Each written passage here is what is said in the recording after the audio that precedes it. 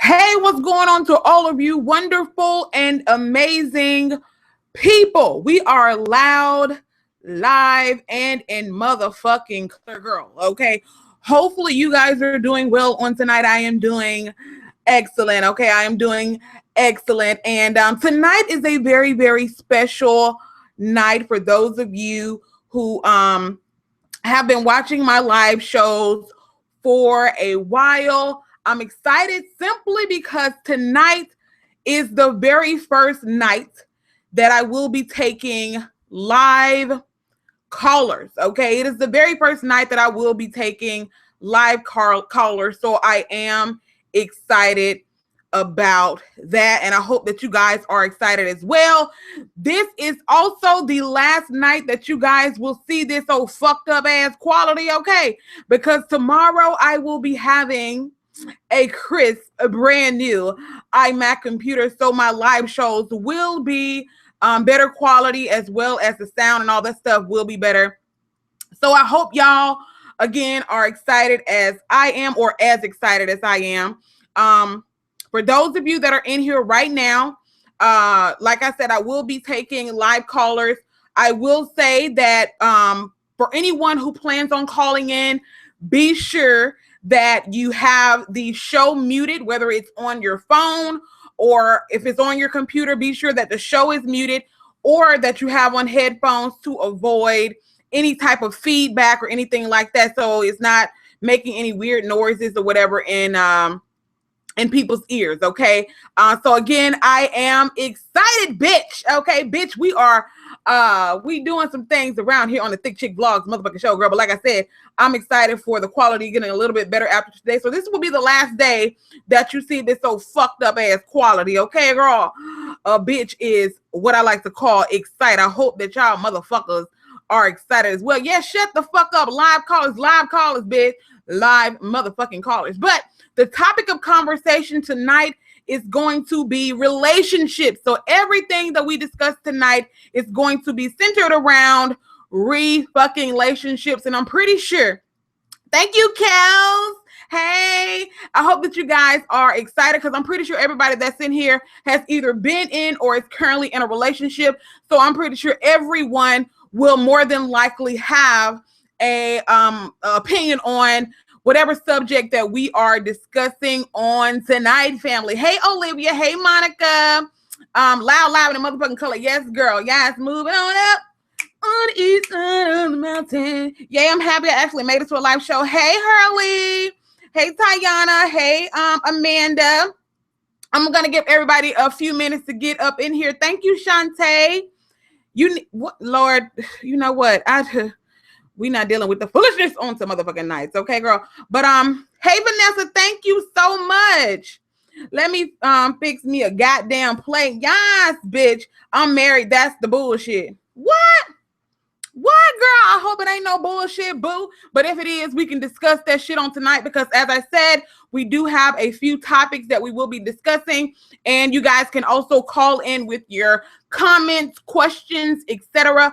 Just make sure, if you do plan on calling in, just make sure whatever you want to call in about, make sure that it's pertaining to the topic of conversation. Okay, I mean, I love that you guys like, tuning in and watching me and things like that, but please make sure that whatever you're calling in about is pertaining to the show, or it's a comment or a question in regards to something that we are currently discussing. I would appreciate that. Okay. Oh no, Thick Chick, the video picture keeps freezing for me.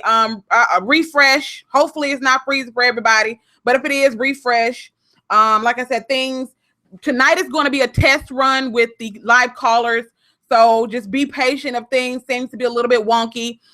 It is a work in motherfucking progress. Okay, girl. What? Let me get my tea. Yas, bench. Yas. Y'all might ask from 10 years ago trying to contact me. Let's talk about it, child. Hey, Zach. How you doing? Like I said, I'm going to give everybody about 2 more minutes to get in here. Then we can go ahead and get into the topics of conversation. Hi, Blessed. I'm glad that you're early as well, love.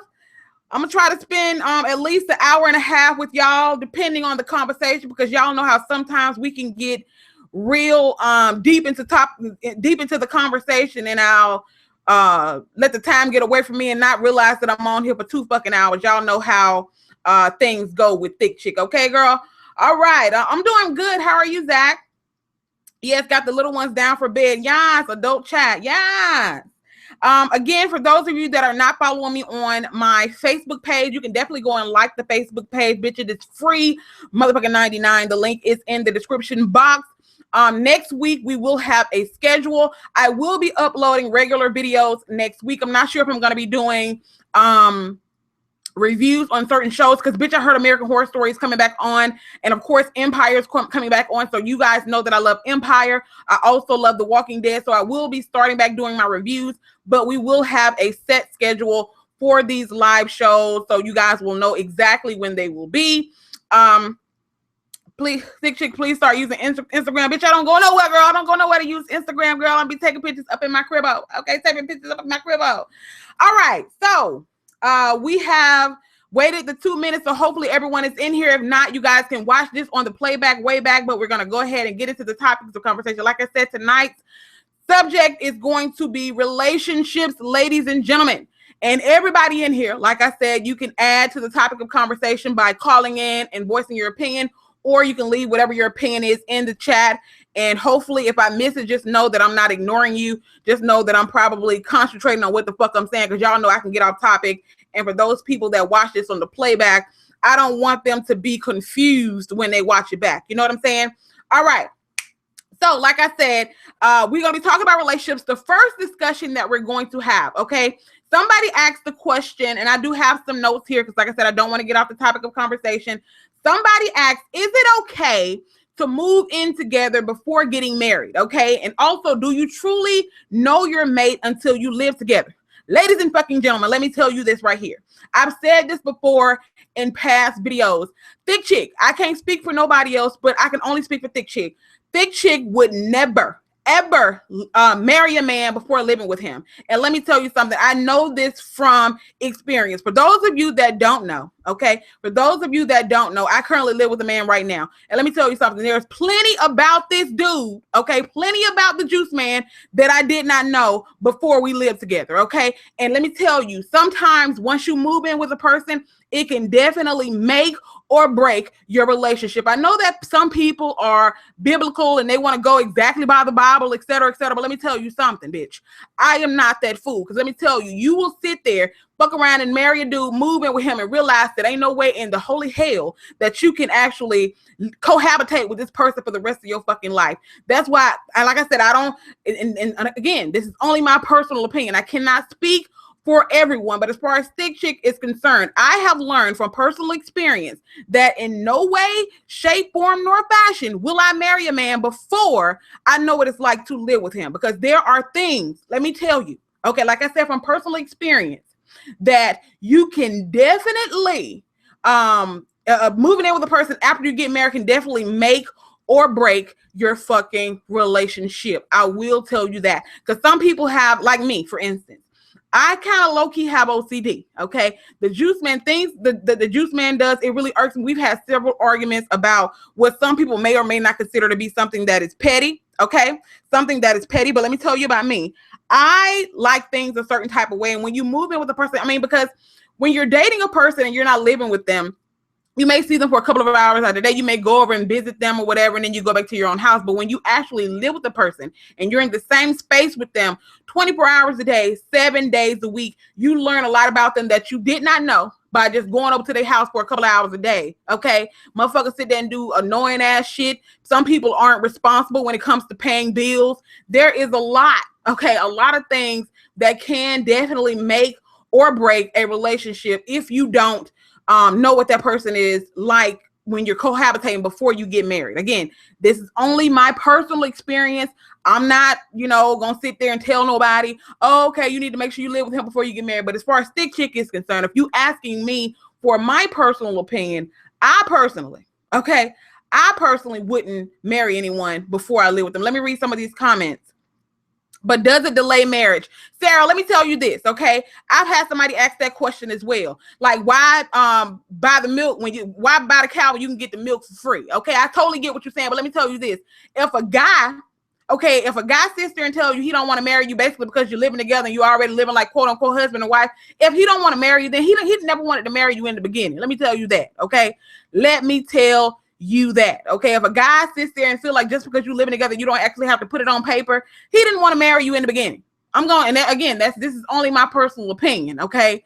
You definitely need to make sure the type of person that you are looking to get in a marriage with, because that's a very serious thing, marrying somebody. But if you can't fucking live together, you can't cohabitate together as just boyfriend and girlfriend, you definitely can't cohabitate together as husband and wife, okay? I ain't saying, I'm just saying, but that's my personal opinion. If a man feels like that just because y'all living together, he ain't got to marry you, he ain't never want to marry you in the beginning. I'm just saying, okay? I'm married to a man with a small penis. My ex with a triple. What the hell? Okay, we're going to get into that a little bit later, girl. We're going to get into that a little bit later. Kel says, yes, it's okay while marriage is not in my plans ever. I do think that in order to really know someone, you need to be around them and see the real you and you and him in all your ways. Exactly. Because like I said, sometimes not living with a person can definitely break your relationship. If once you move in with that person, you realize there ain't no way in the hell this person feels it, they're fucking nasty, they want me to be their mama. It's a lot of things that change when you move in with somebody, okay? And I like I said, I know this from personal experience. I'm not talking out the side of my neck. I'm telling you this shit from experience, okay? I agree, marriage shouldn't be delayed. It shouldn't be delayed, especially if that person's intentions is to marry you by you moving in with them before you actually, say I do. I really don't think that should be a factor in whether or not you get married. How long should you wait to move in with each other? Now, let me tell you something, Bethany. You definitely need to know the person. I ain't saying after 3 months of dating, you move in together. It definitely needs to be,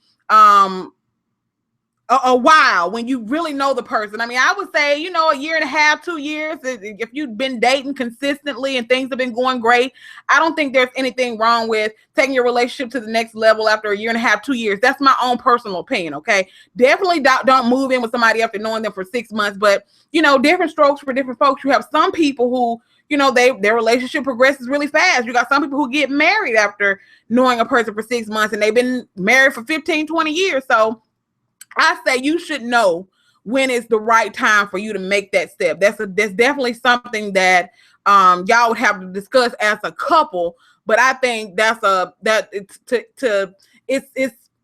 a personal thing. It's different for each person as to the amount of time that you would take to move in with somebody. And I also, for anybody, I'm going to be taking callers in about 2 or 3 minutes. If anybody has any horror stories, because I'm pretty sure there are people out there who may or may not have moved in with somebody after they got married, or moved in with someone after they've been dating for a while and they realize that they're not really the person that they were before they actually moved in together. So if anybody has any experience on anything like that, I definitely encourage you to call in and leave your comments, etc., on that topic right there. If you have any horror stories, or if you have any experience with moving in with somebody and deciding or realizing that there's no way in the holy hell that you can actually be with this person any longer because you realize the type of person that they were once you moved in together. The number is down in the comment section. I'm sorry, the number is down in the description box, excuse me.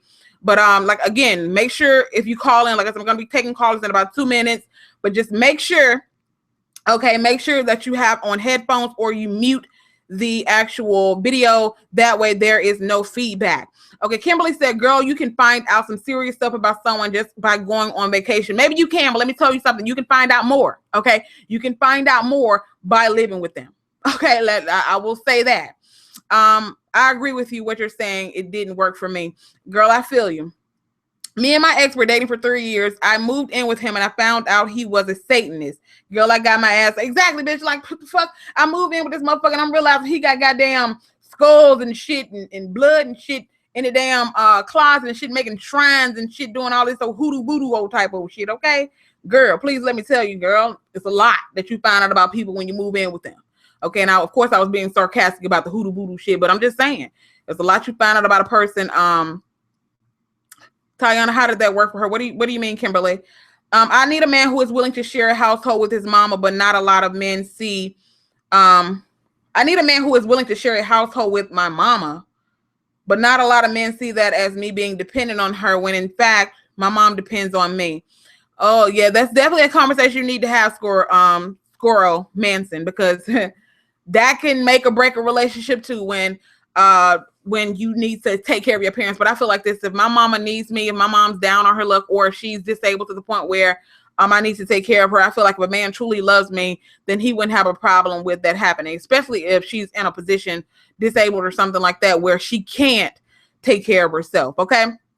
And moving in means moving into your own place. Ain't no way in hell I'm going to move in with your mama. Hell to the no. We have another discussion that we're going to be talking about in a second, in regards to the comment that you just made.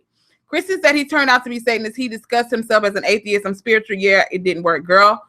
I can only imagine. Okay, I can't live with someone. I need my space. I'm a loner, so maybe that's the reason. That's definitely a reason. Like I said, different strokes for different folks. Some folks just can't live with people, to be honest with you. Hey, Nace Way. I found out my man is messy. I'm neat, but been with him for 10 years. Girl, let me tell you, like I said, the juice man is a very messy person. Girl, okay, very messy person. We've had several arguments, but what I can say is that he has changed. And I'm not one that's gonna say once you move in with a dude, you need to be training him, because that's something that he should have learned as a child. Okay, that's something that he should have learned as a child. But what I will say is that if a person really is serious about your relationship and they're serious about making it work, sometimes they can and they will make changes to make things work. So like I said, when I first moved in with the juice man, I realized that he was messy as fuck. But once I started bitching about it and I started telling him that shit was stressing me the fuck out, he started to change and he started to do what the fuck he needed to do as far as to lessen that stress on me. Okay, because bitch, let me tell you something. Okay, juice man is one of those fucking people that can go in the kitchen, cook a fucking bologna sandwich and dirty up the whole fucking kitchen. That shit used to piss me. I remember one day, y'all, I thought I was gonna have a fucking stroke, bitch. Okay, fool had went in the kitchen, cooked a motherfucking lonely sandwich. Okay, and fucking damn near boinked the whole kitchen down to cook a motherfucking lonely sandwich, bitch. A lonely sandwich. When I tell you, okay, I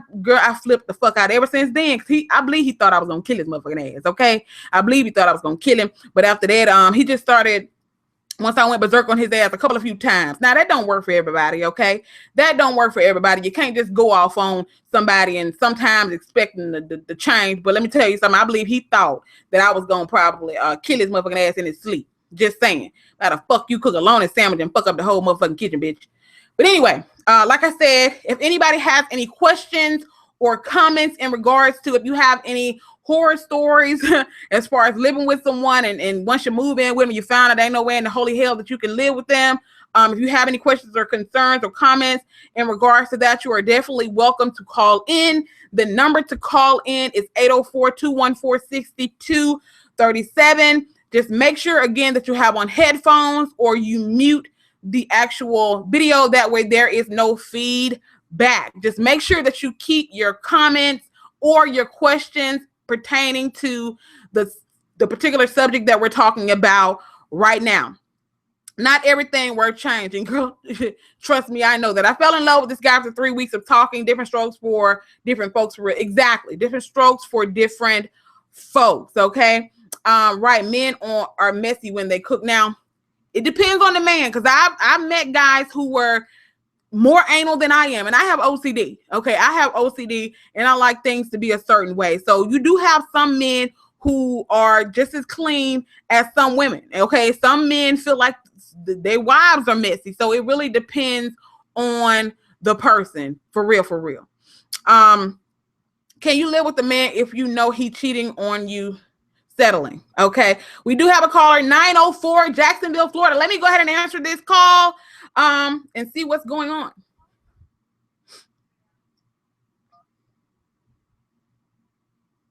What's your name and where are you calling from? I'm calling from Jacksonville, Florida. You're calling from Jacksonville, Florida. What's your name? You don't have to give me your government if you don't want to, girl.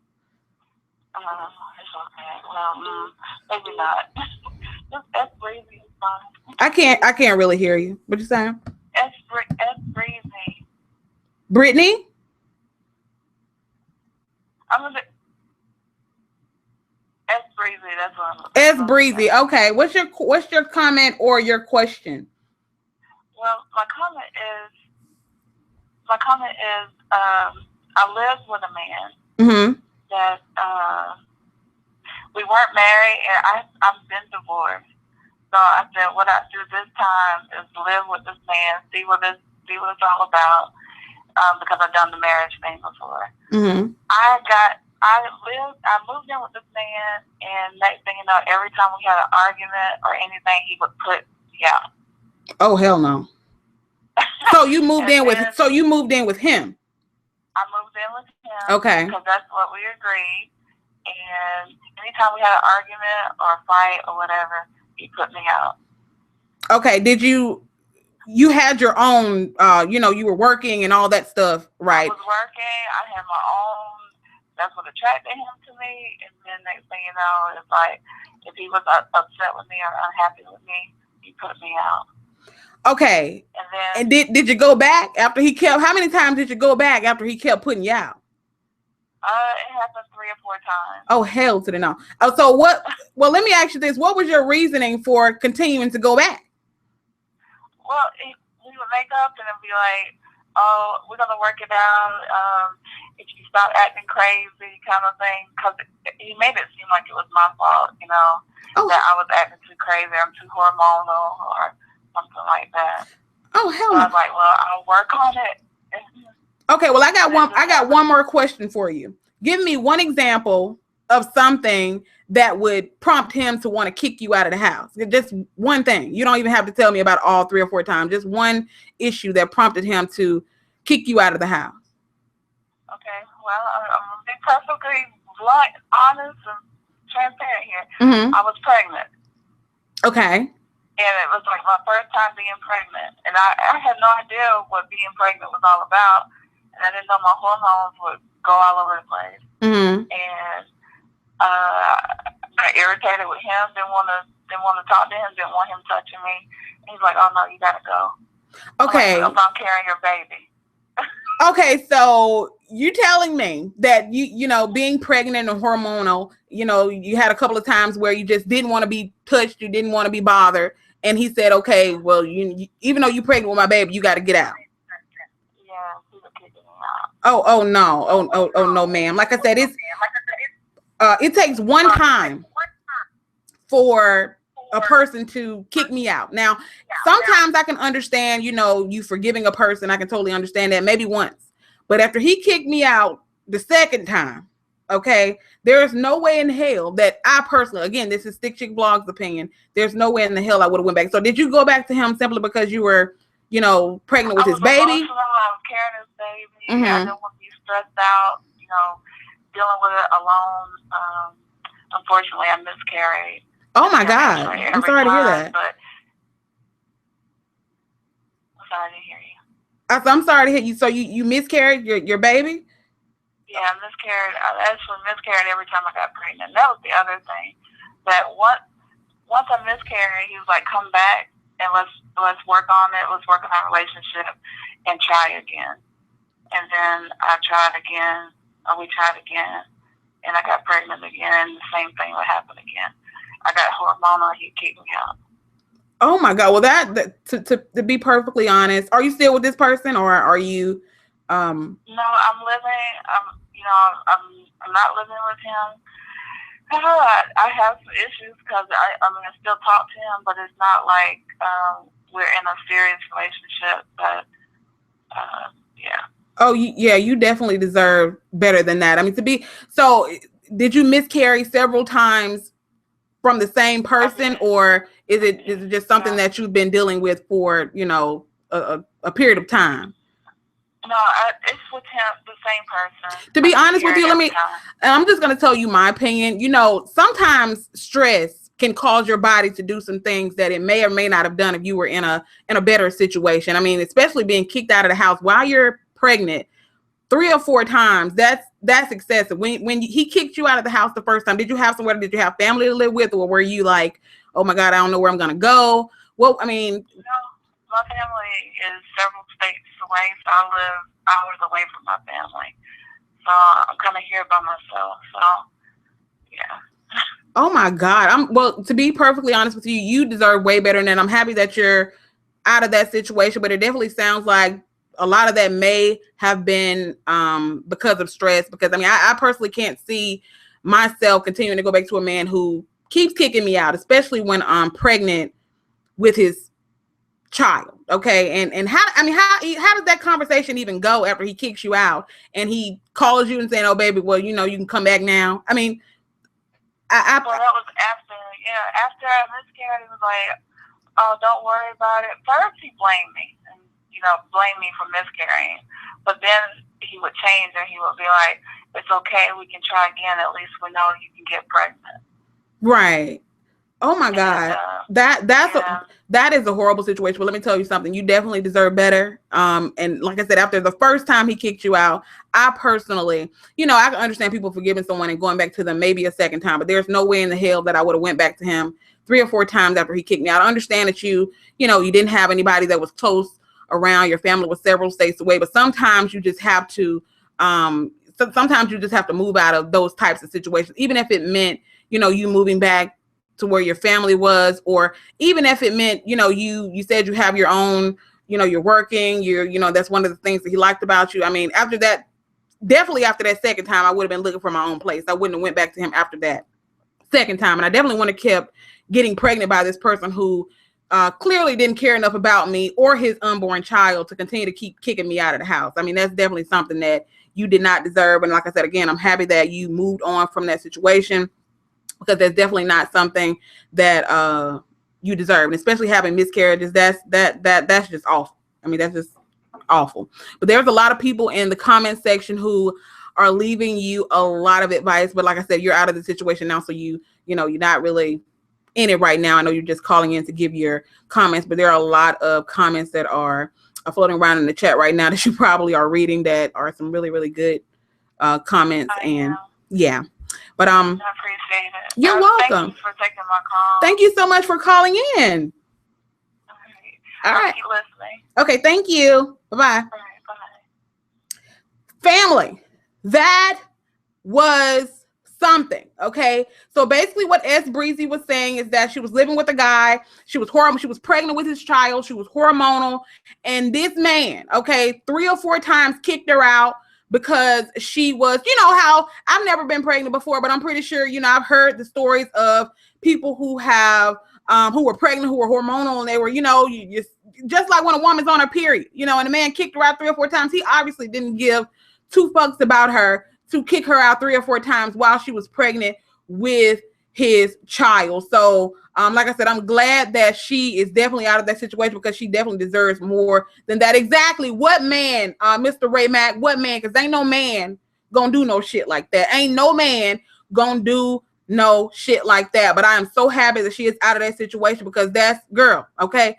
That's hell to the no, no law. But like I said, ThickChickVlogs, okay? Ain't no way in the holy hell that I would have went back to his ass after the second time. I mean, I understand forgiving and forgetting, but nowhere in the hell. We have another caller calling in. Let me answer this one. Oh, they hung up. You can definitely call back 901 if you have a question or a comment in regards to this situation right here. Hey, Big Sexy. Damn, he was abusive and manipulative. Yes, he was. Yes, he was.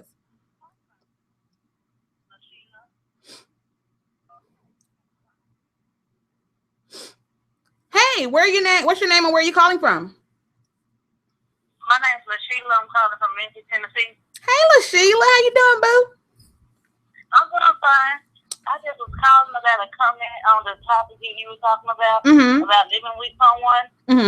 And I just wanted to say that I did that.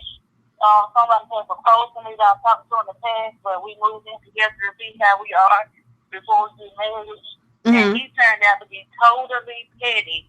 I was like, thank God I got that bullet.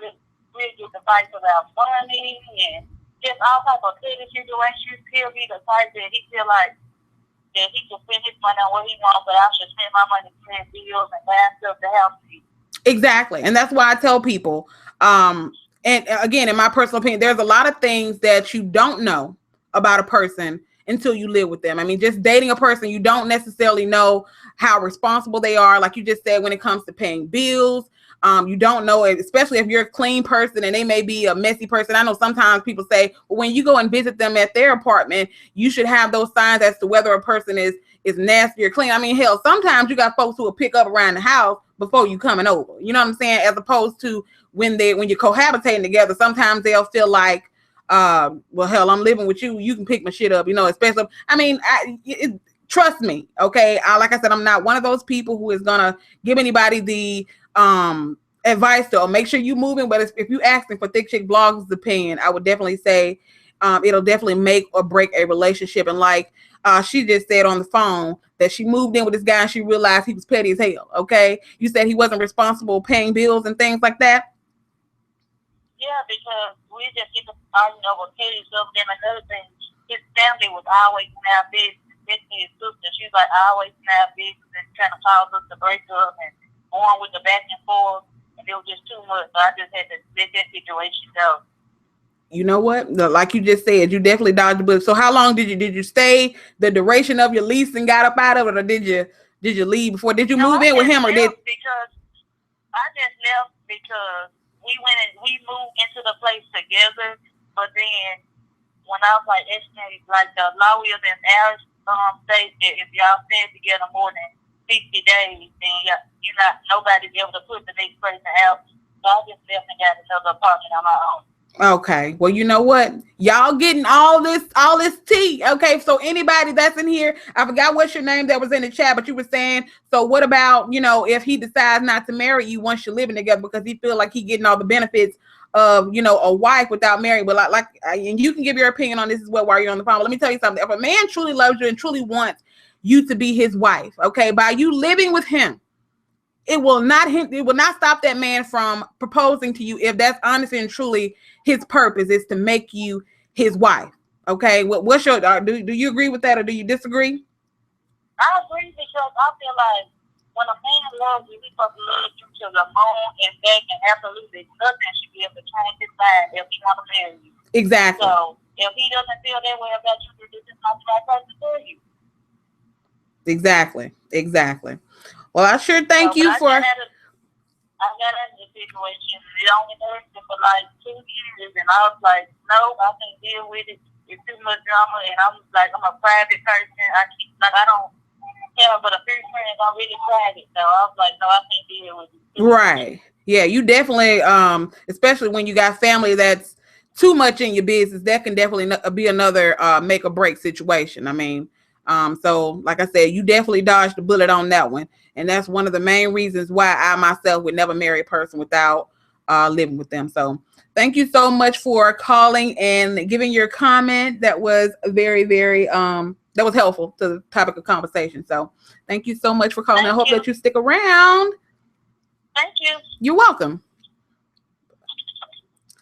All right, family. So we already discussed.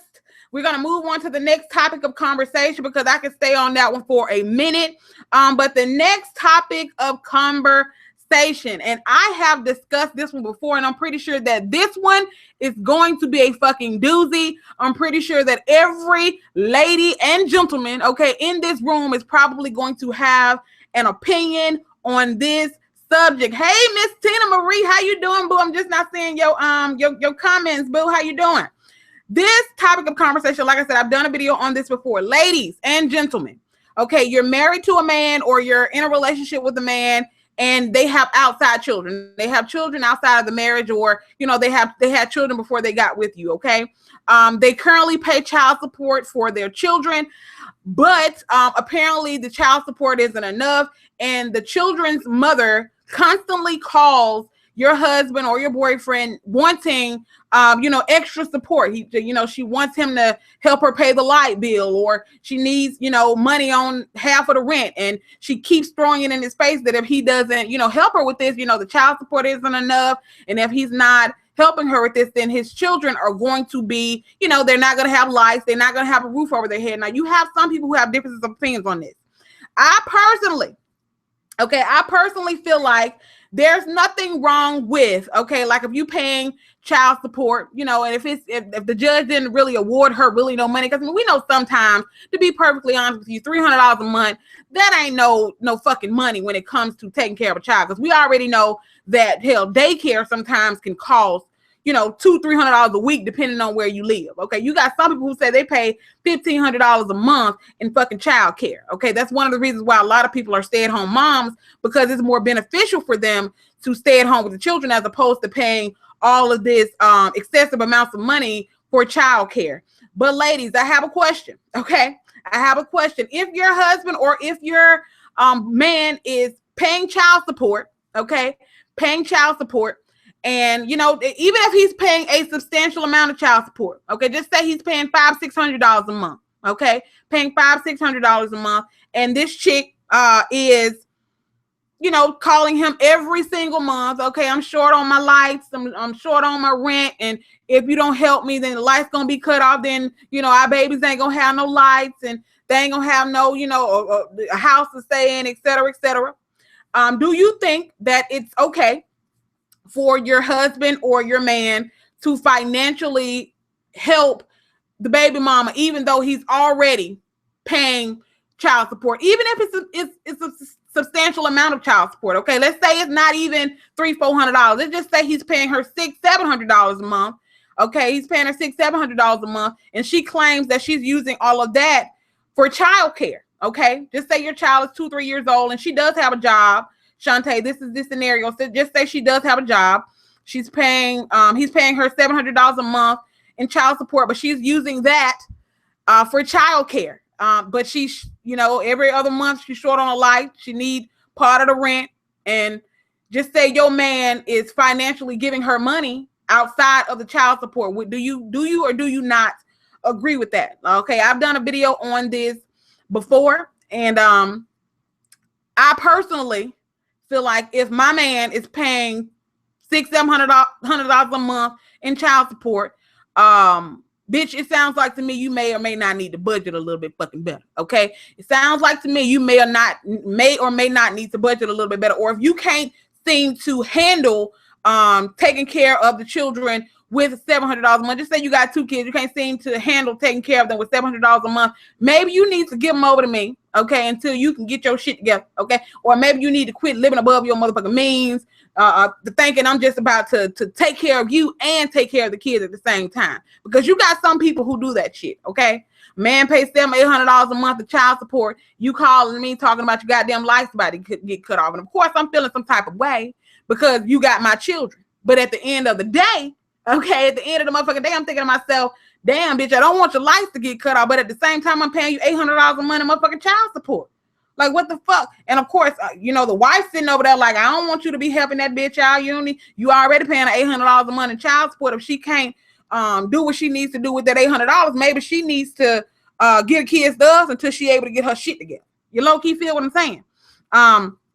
She needs to learn how to budget like the rest of us budget. She needs a financial training workshop. Yes, indeed. Okay. Yes, and fucking indeed. We going to court about custody, period. Of course, blessed now, you do have some judges who, you know, they will look at those types of situations, but at the same time, you have some judges who, you know, they not gonna just take custody from the mother because you go to them basically telling them she's not able to. Well, then again, I take that back. You go to them telling them, look, she calling me every month telling me she can't pay her fucking light bill. Okay, you need to think about giving me custody, and maybe you can see them on the weekends or whatever. You know what I'm saying? Until you can get your shit together.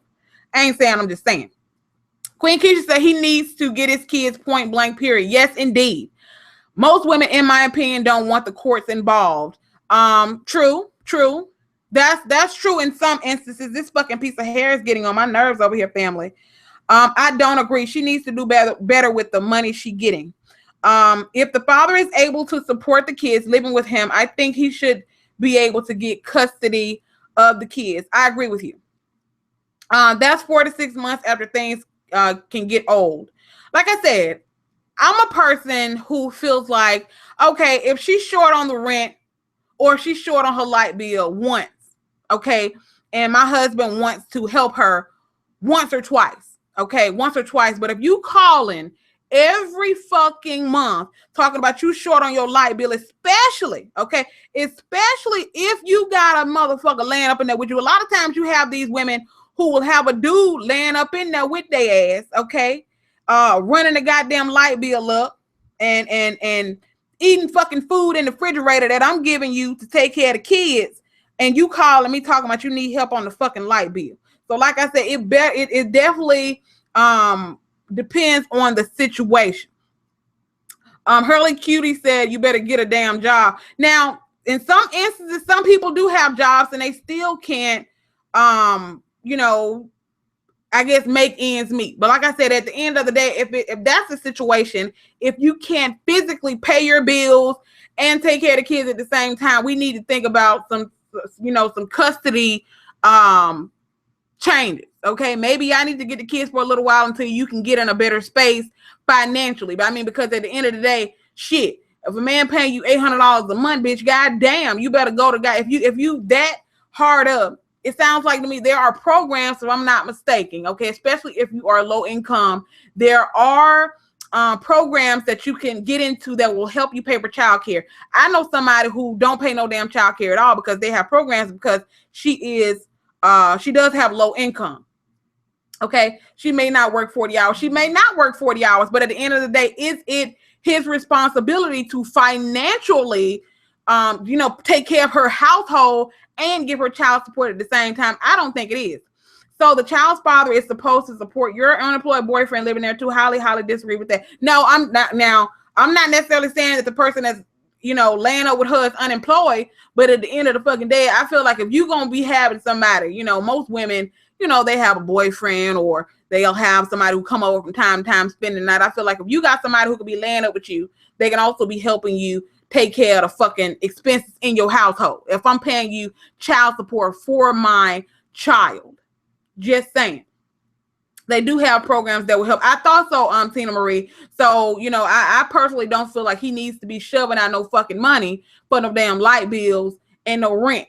When you get to the point where you can't pay your fucking light bill or you can't afford to pay your fucking rent, it sounds like to me you need to be handing over custody to me. I ain't saying, I'm just motherfucking saying. No, it's not right. I agree with Miss Thick Chick.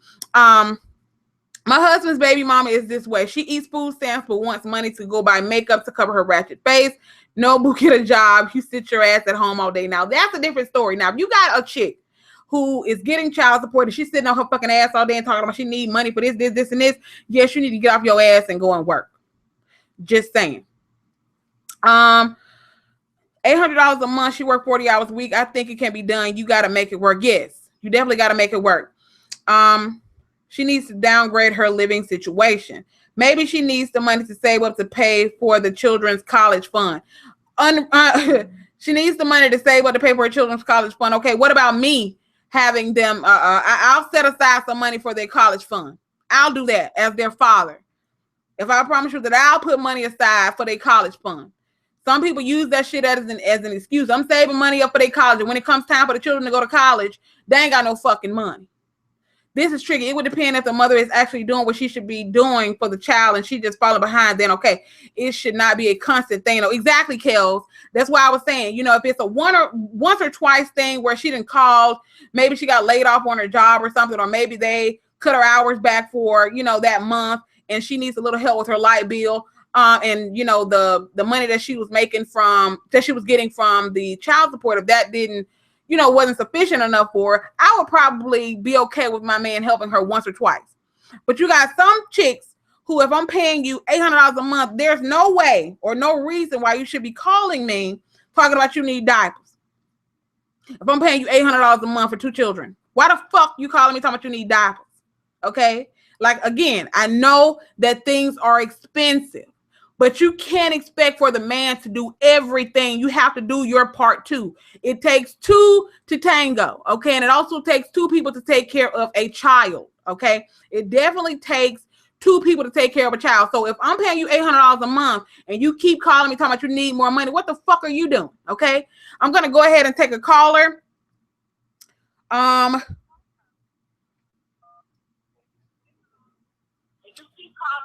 Hey, what's your name and where are you calling from? Okay, I'm gonna go ahead and take a My name is Ray Mack, and I'm calling from Durham, North Carolina. Mr. Mack, hey, Mr. Mack. What's your question or comment? Talking about this, there's a feedback. Do me a favor, mute the video so it's not a feedback. Okay, there we go.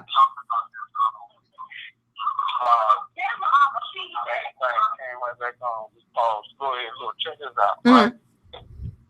I paid child support for a long time. I got 6 grown kids now, and I've been married to my wife for 21 years. But I had kids by 3 different women. Okay. I paid child support for 2 of those. All right, outside of the family, and I got 4 by my wife, 2 outside the family, by 2 different women. So when I was paying child support for the 2, my oldest daughter went to go live with my mother and sister because the mother had a problem. So I ended up paying my sister child support for my oldest daughter, and for my son, he was living with his mother. I had to pay child support dealing with her. The relationship with the baby mama, I shouldn't say baby mama, phrase that. The relationship with my son's mother, it was rocky because that child support issue always came up. She would get her monthly, get the monthly payment for child support, but she would always call and say, well, he needs this and he needs that, he needs this and he needs that. But then when I turn around, look, you're getting a check. Why don't you use the check that you're getting? That would throw up big drama. Right.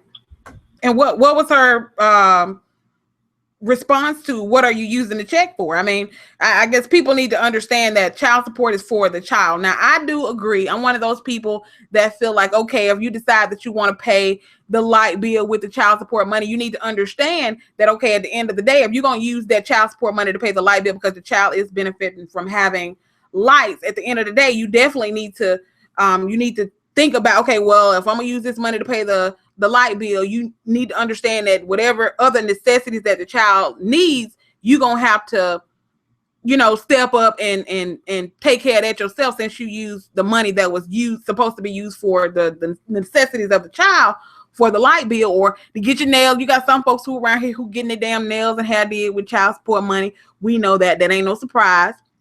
Anybody who knows anybody, we all probably know somebody who probably getting child support right now, who using that money to get the hair and the nails done. Now, I would say this, okay, at the end of the day, it does depend on how much the judge awarded that person for child support. Now, I know some people who only paying $60 a month child support. They probably got 6-7 outside kids, and they paying everybody child support, and the judge had to split it up. $60. I mean, that really ain't enough money to help take care of nothing. So in those instances, I can understand the child's mother calling and asking for additional support. But if they're getting a substantial amount of money to the point where the necessities of the child for that month are being met by having, the amount of money that the judge awarded them, I don't see a reason why they need to be calling every month talking about the child needs this and the child needs that. But I guess for a man, I'm a firm believer of this right here. The child support system is so screwed up because of how it's designed. Right. And it's not designed to help the man. It's designed to help the child, because it keeps the father from having a relationship or a connection with the child. I agree. That's why we have so many deadbeat dads right now. I agree. Behind that stuff. And some of these dads just ain't no freaking good at all. Just let it be known. But when it comes down with this child support and how the woman can be very manipulative. Not all women, not all. Some. Some women can be manipulative. They will use your child towards you. They would just, do all kind of things just so that they can get a little extra shekels out of your pocket.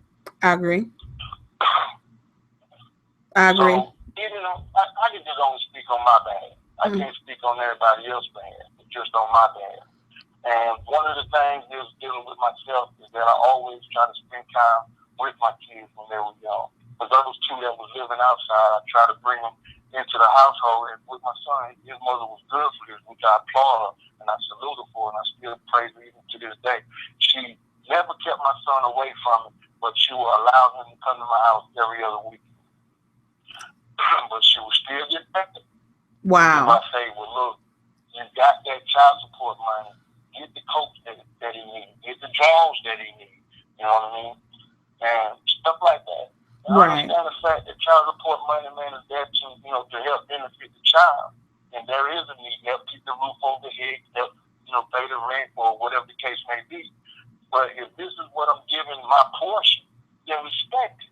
I totally agree with you on that. I actually, and without going too deep into the situation, but I know someone right now who, just like what you described, she uses her, she uses the man's child as a way to manipulate him. She knows that he absolutely loves his daughter more than anything in the world, and she knows that he will do anything for her. When she mentions, you know, that the child, if she puts the child's name in it, she knows that he's gonna be there. And he himself went down to the court and put himself on child support. But just say, for instance, she calls him and she tells him that she needs extra money for such and such, even though he's already paying her a substantial amount of child support, or he's already paying her child support. She'll sit there. She call him and ask him for something. He said, well, you know what, this month I ain't got it. You know what I'm saying? I paid the child support this month. I don't have it. She'll tell him, well, you know what, you can't see it this month. You know, well, I ain't bringing it over there. You know, I think that's fucked up, especially if you have a man.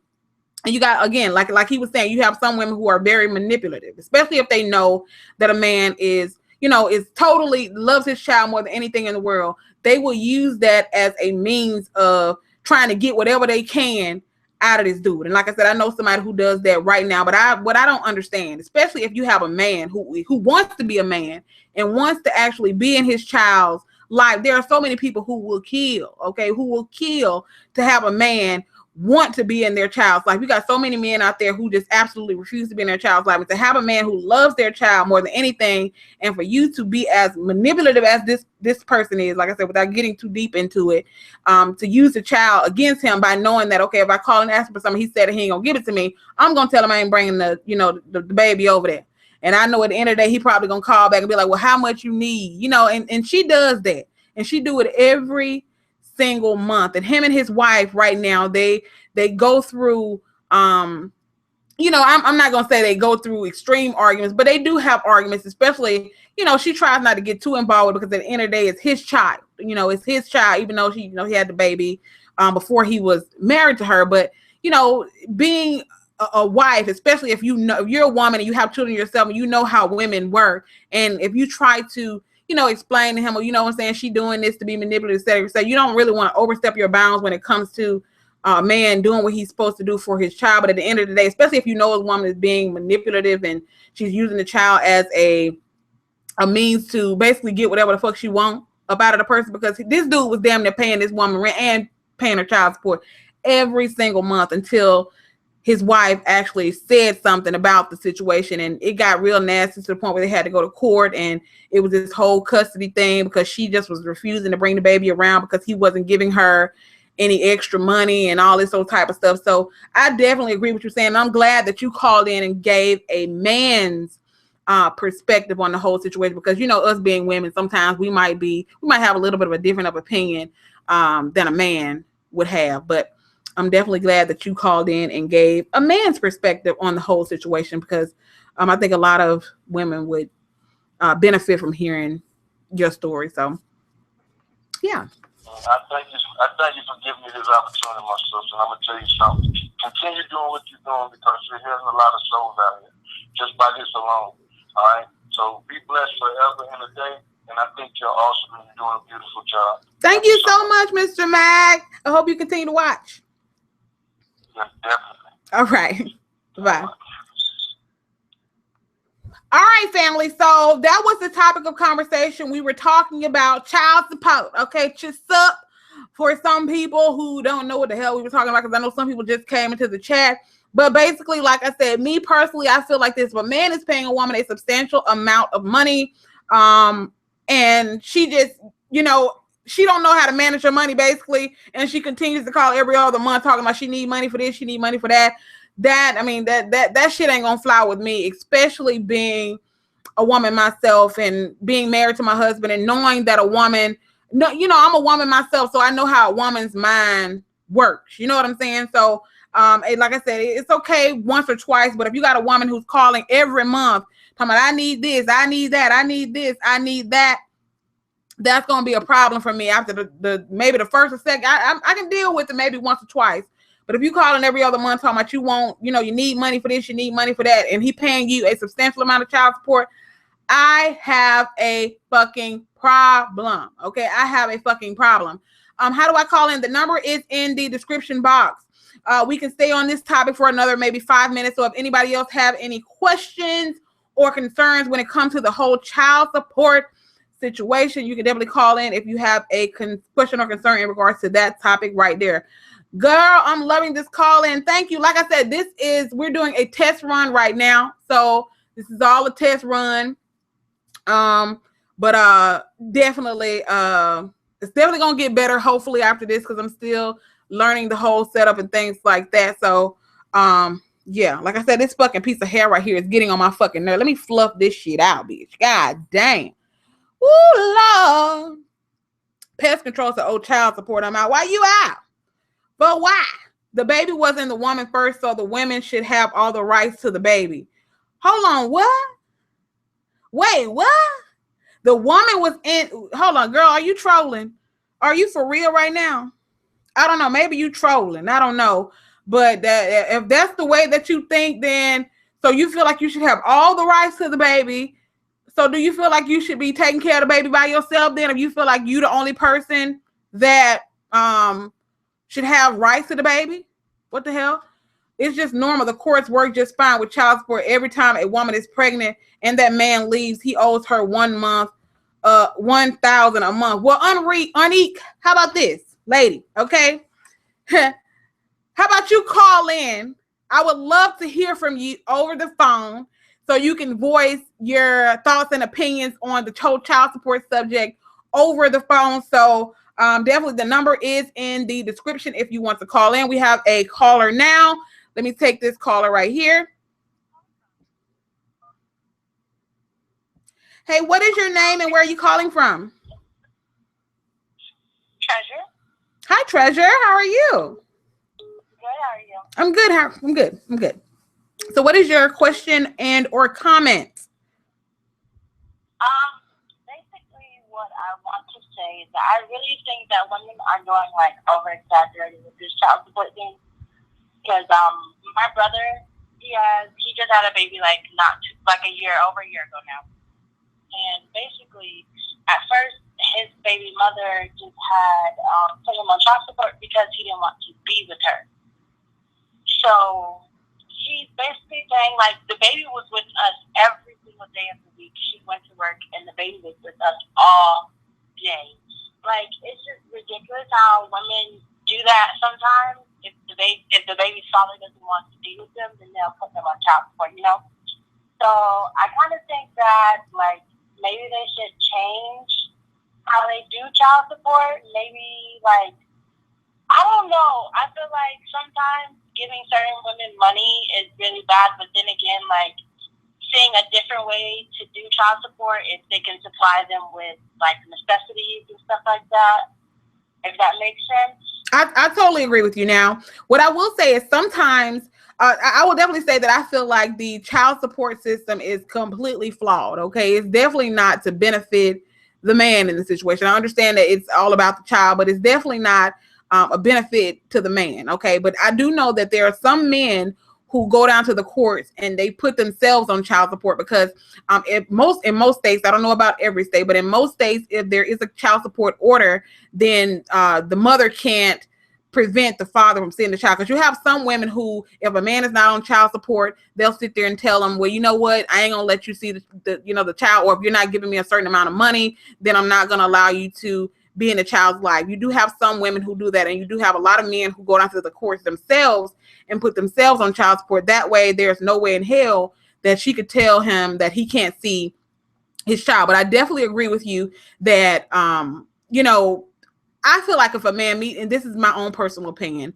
I myself would never put a man on child support if he's doing everything within his power to help me take care of the child. Because sometimes you have some women who they don't benefit by being on child support. You have some men who will do more for their child if a woman don't go down, and getting other people involved in the whole situation. They'll do more for you. But if you go down to the court, just say the judge awards you $400 or $500 a month, and that's that's all he's required to give you for the child, as opposed to maybe if you hadn't done that, maybe he would have did, anytime you needed anything for the child, or if you needed help, he probably would have done it. So I guess it's definitely different for different people. But I feel like if a man is doing everything within his power, and if he's helping you take care of the child, I personally wouldn't get the courts involved. But I understand people that do it when the man is refusing to help them, et cetera, et cetera. But I definitely don't. I can't stand that whole, if you're not going to give me a certain amount of money, you're definitely not going to be able to see the child. I personally don't agree with that. So I definitely don't think that it was right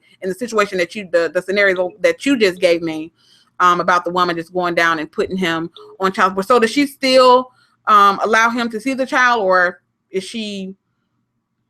At one point, when he started dating someone else, she was saying that she didn't want him to come over and get the baby or whatever. But like, we used to have to wait till she goes to work because she lives with her grandma. Right. We have to wait till she goes to work to go pick the baby up. That's how bad it got at one point. But now they're going to go to court about it, try to see if they can get joint custody or whatnot. So hopefully that works out. Yes. It definitely, I know for a fact, like I said, at least in my state, I know that if a man is on child support, and the woman refuses to let him see the child, I know that the court, most oftentimes they will issue some type of joint custody agreement to where, that the father will have certain days that he's able to have the child and the mother can get it certain days. So I do know that at least in my state, that if a person is put on child support and they position the court, basically telling the court that the mother is not allowing them to see the child, that they'll set up some type of custody agreement. That way she's not able to dictate when he can and cannot see the child. You know what I'm saying? So that's definitely something for him to look into if he's having issues with her and only able to see the baby when, she ain't around or at work or something. You know what I mean? Yes. Yeah. Oh, I also wanted to say I love your videos. You are such an inspiration, and I love your thrifting videos. I hope you put up more. Thank you so much, and I definitely will. Right now, our thrift stores suck, but I'm definitely going to be doing more on that channel very, very, very soon. So I definitely appreciate you calling in and giving your comments on your situation. So thank you so much. Thank you. You're welcome. Bye. All right, family. So we're going to move on to the next topic. There is a lot that we need to discuss. I know a lot of people probably have opinions on the whole child support subject, but I definitely want to move on to the next topic because, like I said, I will let time get away from me and I'll be on this motherfucker 3-4 hours. You know what I'm saying? Now, let's move on to the next topic, and I will take other callers after we get to the next topic. And if you have a comment in regards to something else that we were discussing, I will definitely take your comment on that. Okay. Somebody asked the question, is it okay to just want company companionship and not be in love? Oh, of course it's okay to have company companionship and not being loved, but you definitely need to make sure, in my opinion, that it is a mutual agreement. Okay. Don't just be wasting nobody motherfucking time knowing damn well all you want to do is Netflix chill. You know what I'm saying? Netflix motherfucking chill. And you know damn well that you're not trying to be in a platonic relationship. There definitely needs to be a mutual decision. I would like to fully understand why you feel that way. Oh, you're talking about, I'm still waiting for Unique. Hopefully that's how you pronounce your name. I'm still waiting for Unique to give me a call. Okay.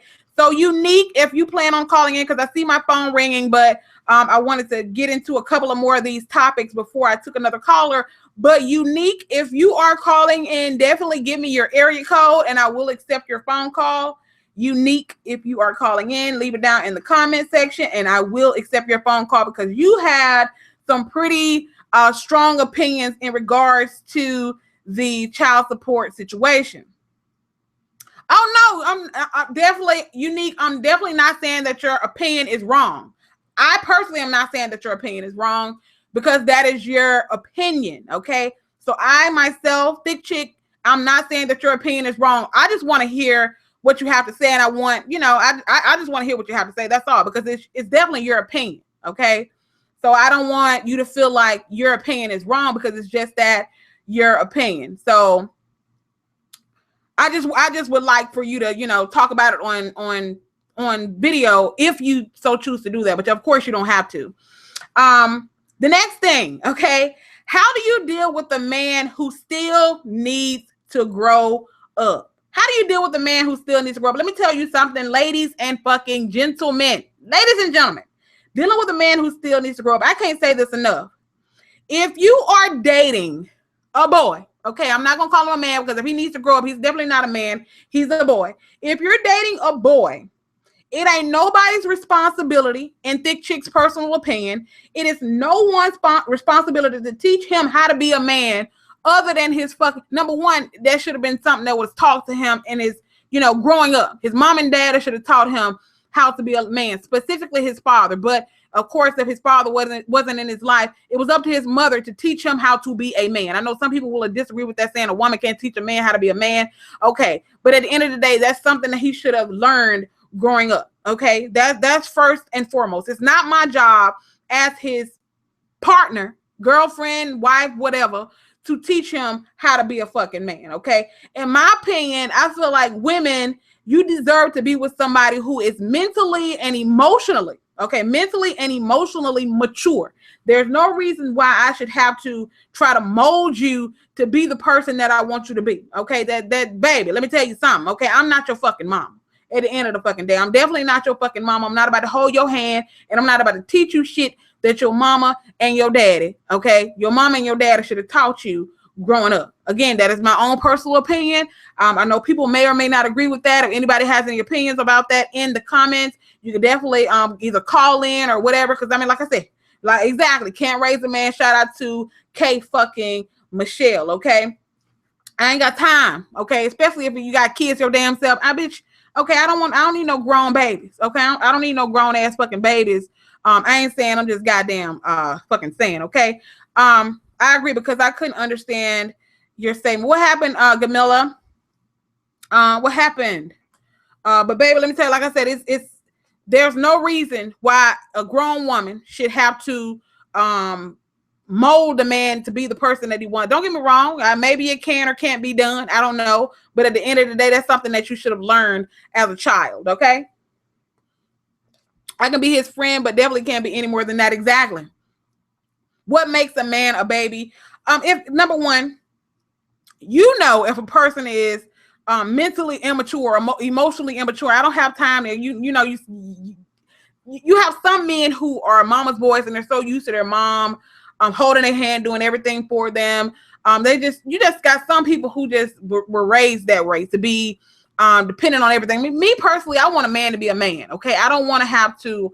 I don't want to have to tell you how to do shit. I don't want to have to. I mean, it's hard to explain, but there are so many signs to a man being emotionally and mentally immature, not being responsible. Okay, number one, not being responsible. Number one, motherfucker. Let me give you one example. Okay, of being mentally immature, knowing that you got fucking bills to pay and you going out and buying video games and shit. Okay, or knowing you got bills to pay and you going out smoking and drinking and shit with your homeboys and not paying the fucking bills and shit. That's just one example, but there are so many examples to a person being immature or being a little boy. Okay, there's so many different scenarios to that whole equation right there. Lovely Truth said, I agree. It's something one learned growing up. However, some are raised in the wrong environment. There are also, in this day and age, too many resources in the world to make excuses. I agree with you. There are some people who are raised that way. And I feel like this, if you got a 30-year-old man who is so set in his ways, that's just like a 60-year-old woman, okay? A 60-year-old woman. Just say you got somebody who's racist, been racist all their damn life.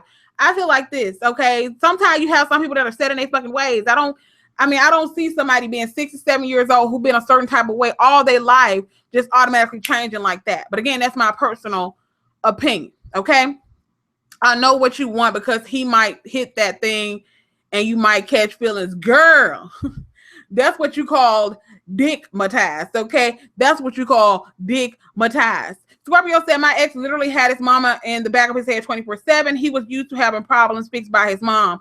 Squirrel, that sounds like a Rob Kardashian situation. I don't know. Like I said, I don't know. I talked about this yesterday, but I don't know if y'all have seen the whole Rob and China reality television show, but it's very clear that Rob is a mama's boy, and he is used to his mama. Every single thing, you probably used to his mom doing every single thing for him. Okay. We have a caller, so let me go ahead and accept this caller.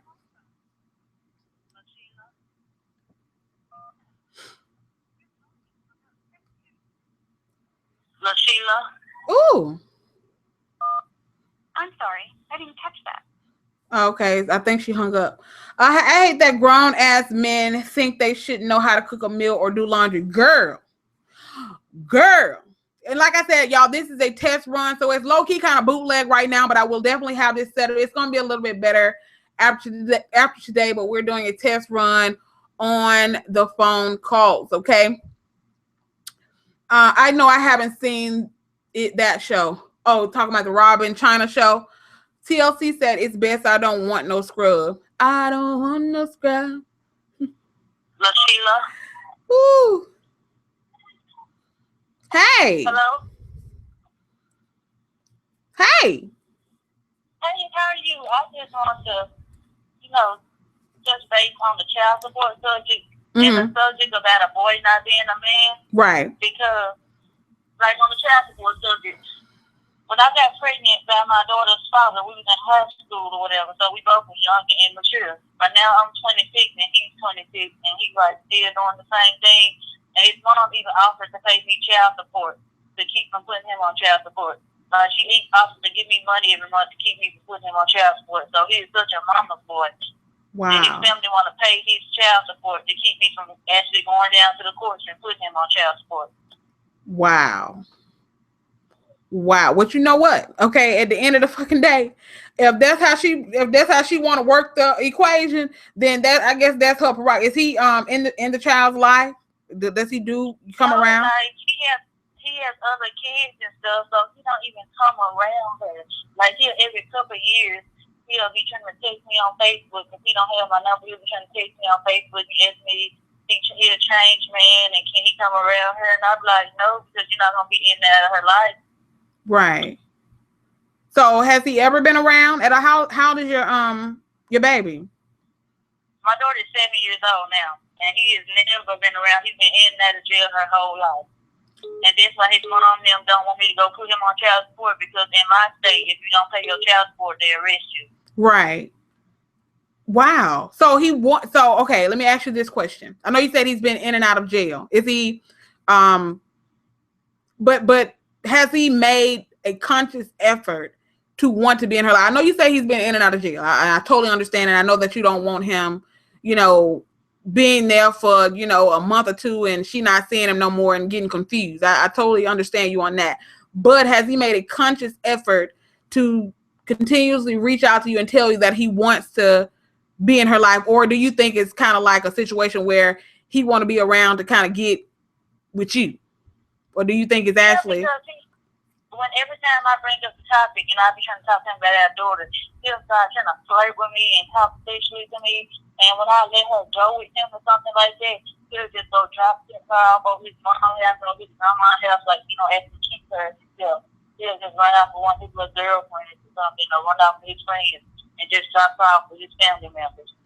Oh, okay. So is this one of them situations where he claims he want to be around, but it's not necessarily to be in her life, it's kind of to get back with you? Okay, it's kind of like one of them stipulation type of things, like, basically, okay, I totally feel what you're saying. Now, what I will say is I would let him see her.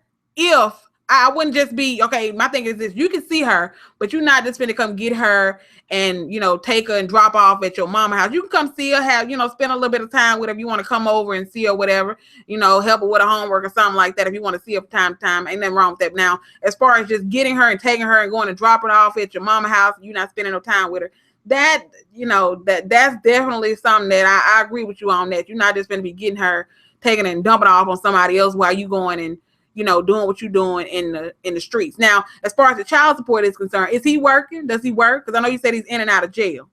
Does he have a job? Because he has felonies, so won't nobody hire him because he has felonies for robbery and stuff. So, no one's gonna hire him.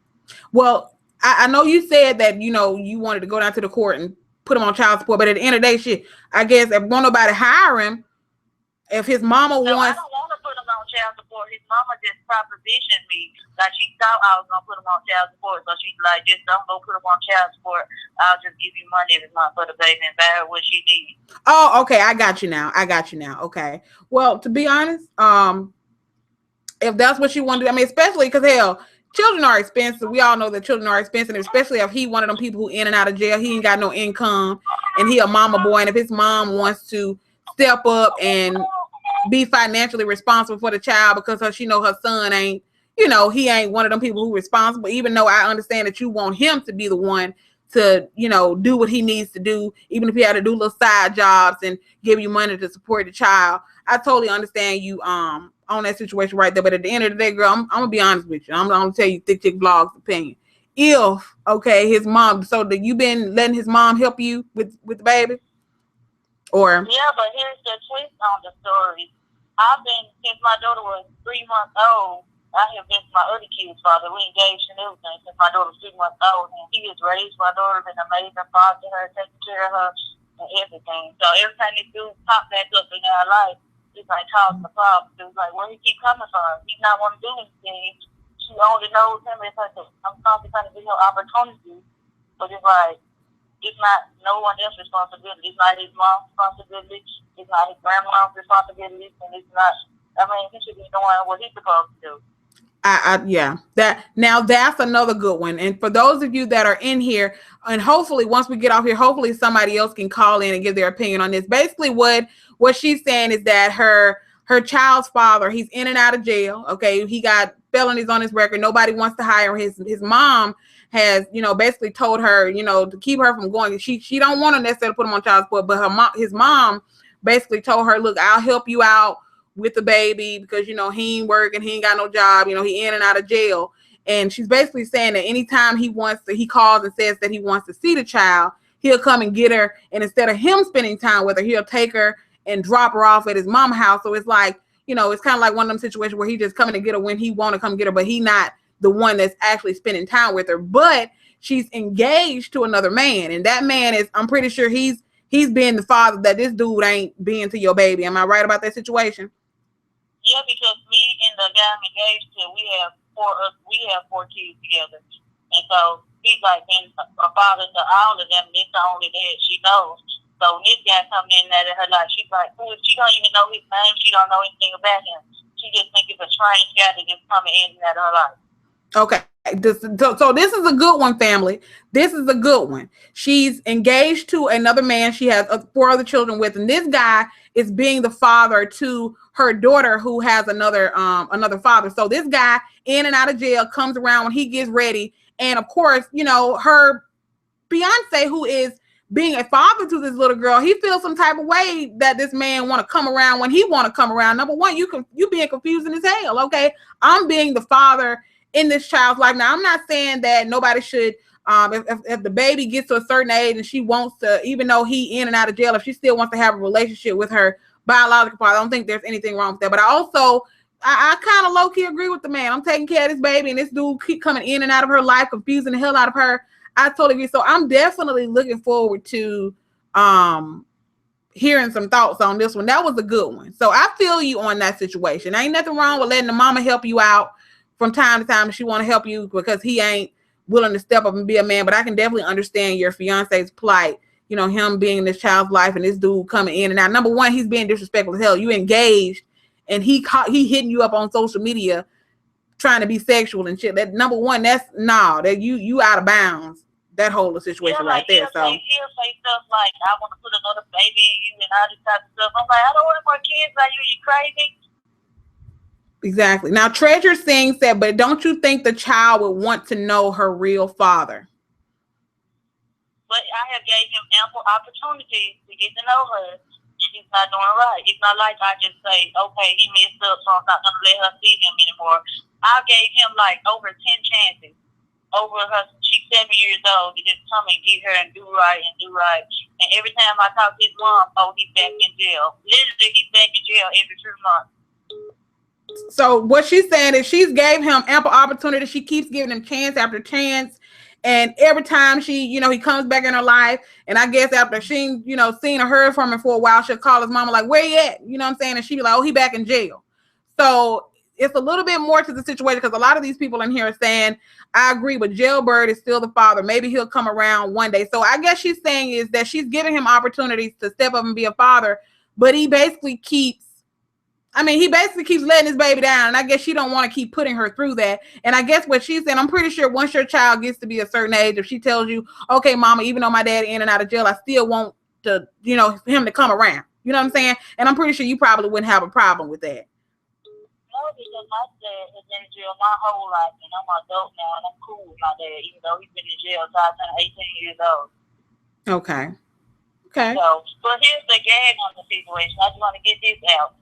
The guy, her dad just moved into our neighborhood. So me and my fiance run into him all the time at like the gas station and store stuff, and he always walking around the neighborhood. He just moved because his grandma lives in my neighborhood. So when he got to jail this time, he moved in with his grandma. And so we like running into him every other day now. Oh, wow. Wow. So it's like awkward. He's like, can I see her? Can I see her? He's like awkward, like a harassment type thing. I'm like, okay, I'm going to let you see her, but you can't make it to heaven because they were traumatized children. They like, who is this thing bringing, you know, this thing bringing into my life? Who is this? Right. Okay. So I just like, I don't want to put her through this, because I told there was like for me, like I said, my dad was in jail my whole life, and even though we cool now, it took us some years. He got in jail when I was 18, and we just now getting cool this year. Oh, wow. So this stuff do something to you when you have parents in and out of jail and something in and out of your life. Right. Oh, this is a good one. So we're going to keep discussing this, and there's somebody else who's trying to get through, and she probably has a comment on your situation.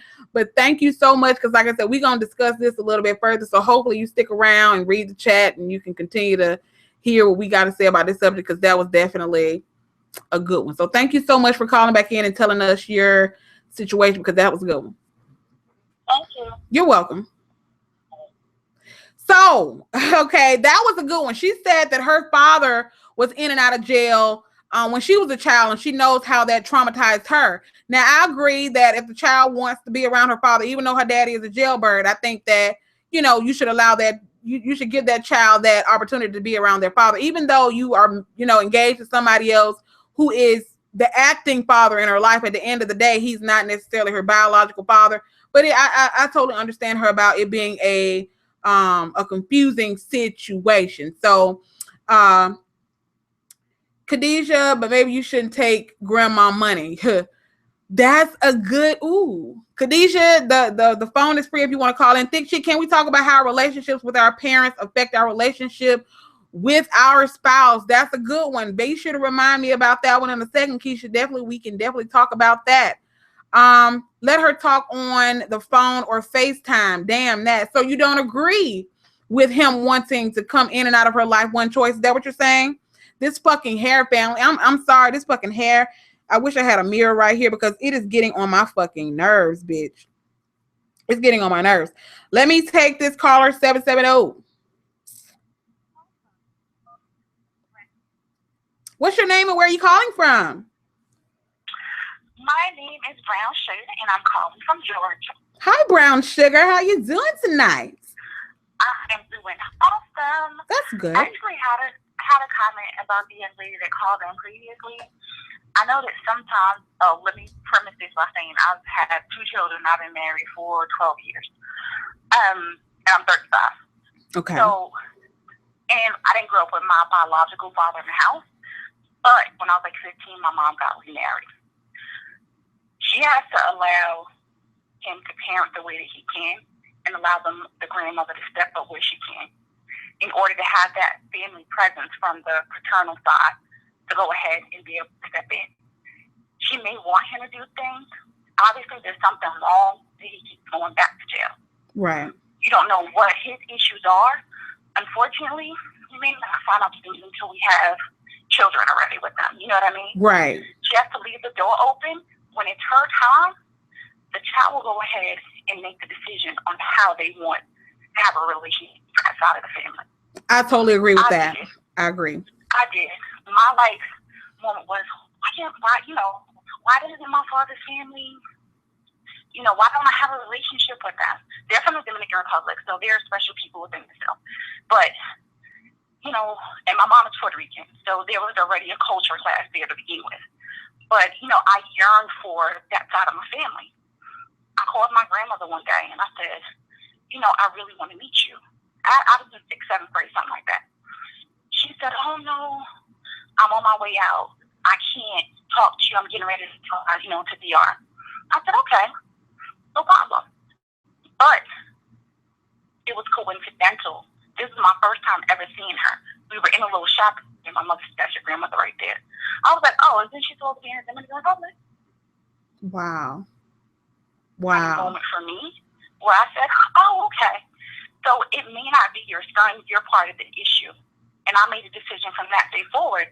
I really didn't open myself to the side of the family. Fast forward 10 years later, I get a phone call. She's in a nursing home. Go to the nursing home, go see her. She lost her voice. She can't, she's totally immobile, can't move, can't do anything. I walk in the door. She knew exactly who I was, started crying from the moment she saw me. Wow. So it's one of those things where you have to allow relationships to do what they do. If the other dude, which is the fiance, he doesn't have to be the biological father in order to be a daddy to that baby. Right. Allow him to play his role. That doesn't mean that one person has to take the place of another. Allow them to build their own relationship. I totally agree with that. What basically, if you guys didn't necessarily hear that, she was basically saying you should still allow him to, if he wants to be in that child's life, definitely allow him to do that. Like I said, I know someone, I'm not going to call her name, but I'm pretty sure she's probably watching right now. But she was in a similar situation where her mom basically denied her biological father the right to be in her life, even though he wanted to be there, regardless of whether or not she felt like he, wasn't stepping up to the plate financially, or he didn't give her enough money, or mother, whatever the situation, he wanted to be in her life, but her mom denied her that opportunity. And when she got to be 18, 19 years old, and she found out that she had, the dad that she knew wasn't her biological father, even though she loved her, the dad that took care of her all of her life, but she wanted to know where she came from. And I really, like you just said, I don't think you should deny her that right now. When she gets to, a certain age to where she knows, she can make her own decisions, when she gets to, 12, 13 years old, when she's able to talk and speak for herself, and she's able to call her daddy on her own, I think that should be the time where you should let her decide whether or not she wants to, go. And if she wants to go with him, even though he's in and out of her life, that should be her choice. But definitely, if he's trying to be there, regardless of whether you think it's enough or not, definitely give him that opportunity. Do you necessarily agree with that? But there's also another part of that. My oldest daughter has sickle cell disease. Mm. I didn't know until I was pregnant. I had an amniocentesis B system, so we found this out before she was born. Yes. But being that I didn't have a relationship with my father's family, I wasn't able to see if there was anybody in his family that had sickle cell disease, learn how they were dealing with it, because that wasn't an option for me, because I have no real connection to that side of the family. So it's one of those things where it's just like, those are things we have to think about as well. In the future, when this child becomes an adult, has children of their own, they're going to want to know, what is, you go to the doctor and you're pregnant. Well, does anybody have diabetes in your family? I don't know. You can't answer it honestly. So they don't know what to look for in order to make sure that the next generation is healthy again. Exactly. And it's funny that you bring that up, because I was literally a couple of days ago watching an episode of Dr. Phil where this lady was furious with her adopted mother, because she was adopted, and her and she, I guess her mom never told her that she was adopted. And when she became an adult and she started having children, there was some type of health issue that she was having, to where she would have known that if her adoptive mother would have told her, okay, you're adopted, you know, and maybe she could have been asking the doctor these questions before she got pregnant, because I mean, she was literally furious with her adoptive mother. And a lot of people were like, why would she be upset with her mom? Her mom was just trying to protect her. And she was like, it's not the fact that she didn't tell me that, you know, she was my adoptive mother. It's the fact that she didn't tell me that I was adopted for me to be able to, you know, for health reasons. You know, I could have known these things and I could have done things to prevent them if I would have known that she wasn't my biological mother. So I totally agree with you on that. And that was,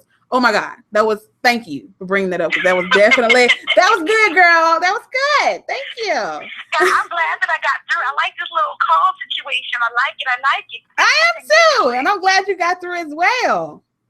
All right. Well, thank you so much for allowing me to speak my piece. Let me go back to chatting. Thank you. Bye-bye. You're welcome. Bye-bye. That was good, family. Cornisha said I had a similar situation. My dad wasn't in my life, and I guess he wants one now. He didn't show up to my wedding, but got mad because he couldn't walk me down the aisle. Now, like, that's why I agree with y'all. So you definitely need to, if I can understand if, you know, you're feeling some type of way because the man is in and out of the child's life, but I think if he wants to be there, regardless of how much how you feel about the situation, like, you're not going to keep coming in and out of her life, but if he's trying to be there, allow him to be there. And if she gets to a certain age and she decides that she doesn't want to deal with that anymore, let that be her choice. Let me take this caller right here. What's your name and where are you calling from? This is Hurley, and I'm from California. Hey, Hurley, how you doing? Good. How are you? I'm good. So I have a comment on the child support, and also being able to have your father there. Okay. My husband, for child support, my husband has a son. He's 8 years old. He's never been on child support, but whenever the mom needed something, he was always there to give her money, and she was spending it on dumb stuff, like going to go get her nails done and stuff like that. She wasn't doing her part of being a mother. He got held back because she didn't want to take him to school. She's just very lazy, and she doesn't want to be there. She basically uses the kid as a pawn to be able to go get food stamps and stuff like that. We tried to go to court many times, and the court basically said, well, that's the mom. He needs to stay with the mom. And actually we went to court a month ago, and because he missed 40 days of school last year, and he only went to school 3 months. And the court basically said that, well, we're going to give her another chance, and it keeps happening. And she's even putting him on medication to calm him down because he's too hyper, but it's AKA I don't feel like watching him. And now she's putting him on child support, making him pay over $1,000, which that's what she thinks she's going to get for somebody who doesn't take care of their child. And that's what frustrates me about court systems, is that they don't care about, you know, what the father does or what, you know, what the money is going to. And if you're actually a good parent or not, all they care is that, you know, you're the father and you need to pay a certain amount. And when you go to court, they don't care what fathers think. I went in there with my husband, and they basically put him like he's a deadbeat when, you know, he's always there to go pick up his son. He's always giving him money. And I don't know why they always classify men as being deadbeats. And it's frustrating being the wife, you know, who, you know, wants to support, you know, her husband, you know, to go and fight for custody. You know, he should be at our house. He would be able to go to school. And, you know, there's things that just happen, and it's frustrating. Oh, you know something? It's funny that you say that, because I mentioned this earlier. That's one of the main reasons why I personally do not agree with the child support system, because it is definitely not designed to benefit the man. I don't know. Of course, it definitely depends on the type of judge you get, because I do know some judges who refuse to award women, especially women who are just trifling, these astronomical amounts of money. There are some good child support judges out there, but you do have some who, to be perfectly honest with you, because I was telling my mother this, there's this one judge that we know. I don't know if she's a woman scorned. Maybe she's been in a situation like this before, but she will literally, she will make a man's life a living hell, even though he's being there for his child. He's doing more than his part for the child, but she will still, okay, I'm talking about damn near take all of this man's finances out of his, household. He does have other children that he has to take care of. And like I said, that's why I told my mom, I don't know if this certain judges are scorned women, or if they've been in situations where maybe their fathers weren't in their life. I don't know, but I definitely do not agree with the child support system, because it is very flawed in my personal opinion. And especially like you just said, she uses this money for things, nails and all this other stuff, and she's putting him on all of this medication because she doesn't really want to spend time with the child. I mean, it is, and I can definitely agree with you and understand how that can be frustrating, especially being his wife, seeing him. I mean, I know that he has to take care of his child because he helped make that child, but at the same time, if you are making it a financial burden, even though this man is doing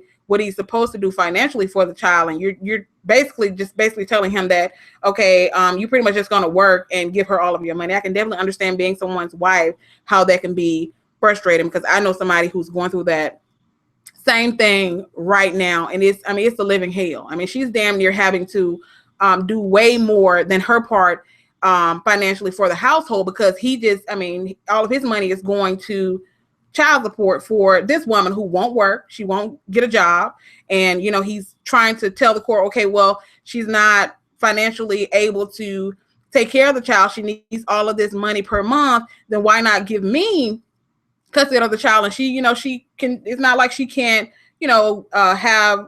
get the little girl, a couple of times a week or whatever, to prevent me from having to pay her all of this astronomical. Not that I don't want to take care of my child, but if you're making it financially impossible for me to take care of myself to benefit her, that's why I definitely do not agree with the child support system myself. It's because it's definitely flawed. And that's why I said I feel like a lot of these judges, I don't know if they're women scorned or the male judges. I don't know if maybe their fathers weren't in their life and they just want to make a man's life a living hell. I do not know, but I definitely do not agree with the way the child support system is set up. Now, of course, that's not the case for everybody, because every case is different.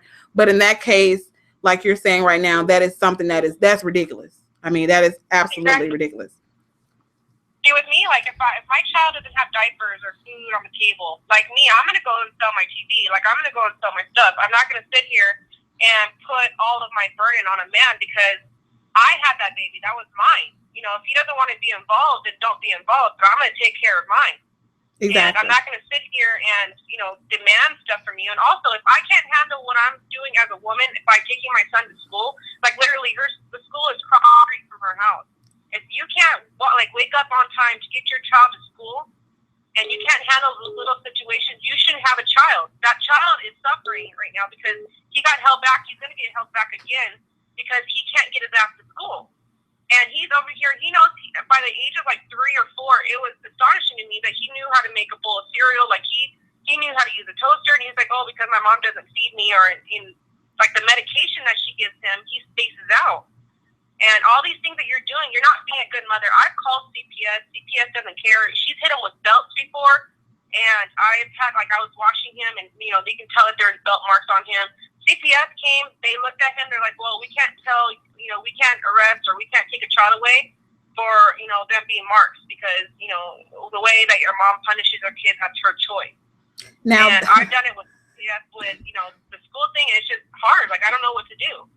Now, that's a whole, I definitely don't want to get into CPS. That's a whole nother topic. But what I will say is that social workers, to me, it seems like they remove children from homes that they shouldn't be removing children from. But when you actually have a situation where a child is being abused, I mean, look at all the cases where you have these kids who are being killed by their parents, and all of the signs were there. Okay, all of the signs were there. They refused to remove the children from the house, but you may have a situation to where something small may happen to a family where, the family is taking care of the child, doing what they need to do, not abusing the child, but they'll remove that child from the family's home. As a matter of fact, a couple of months ago, I did a story where this lady actually whooped her children when they broke into a neighbor's house.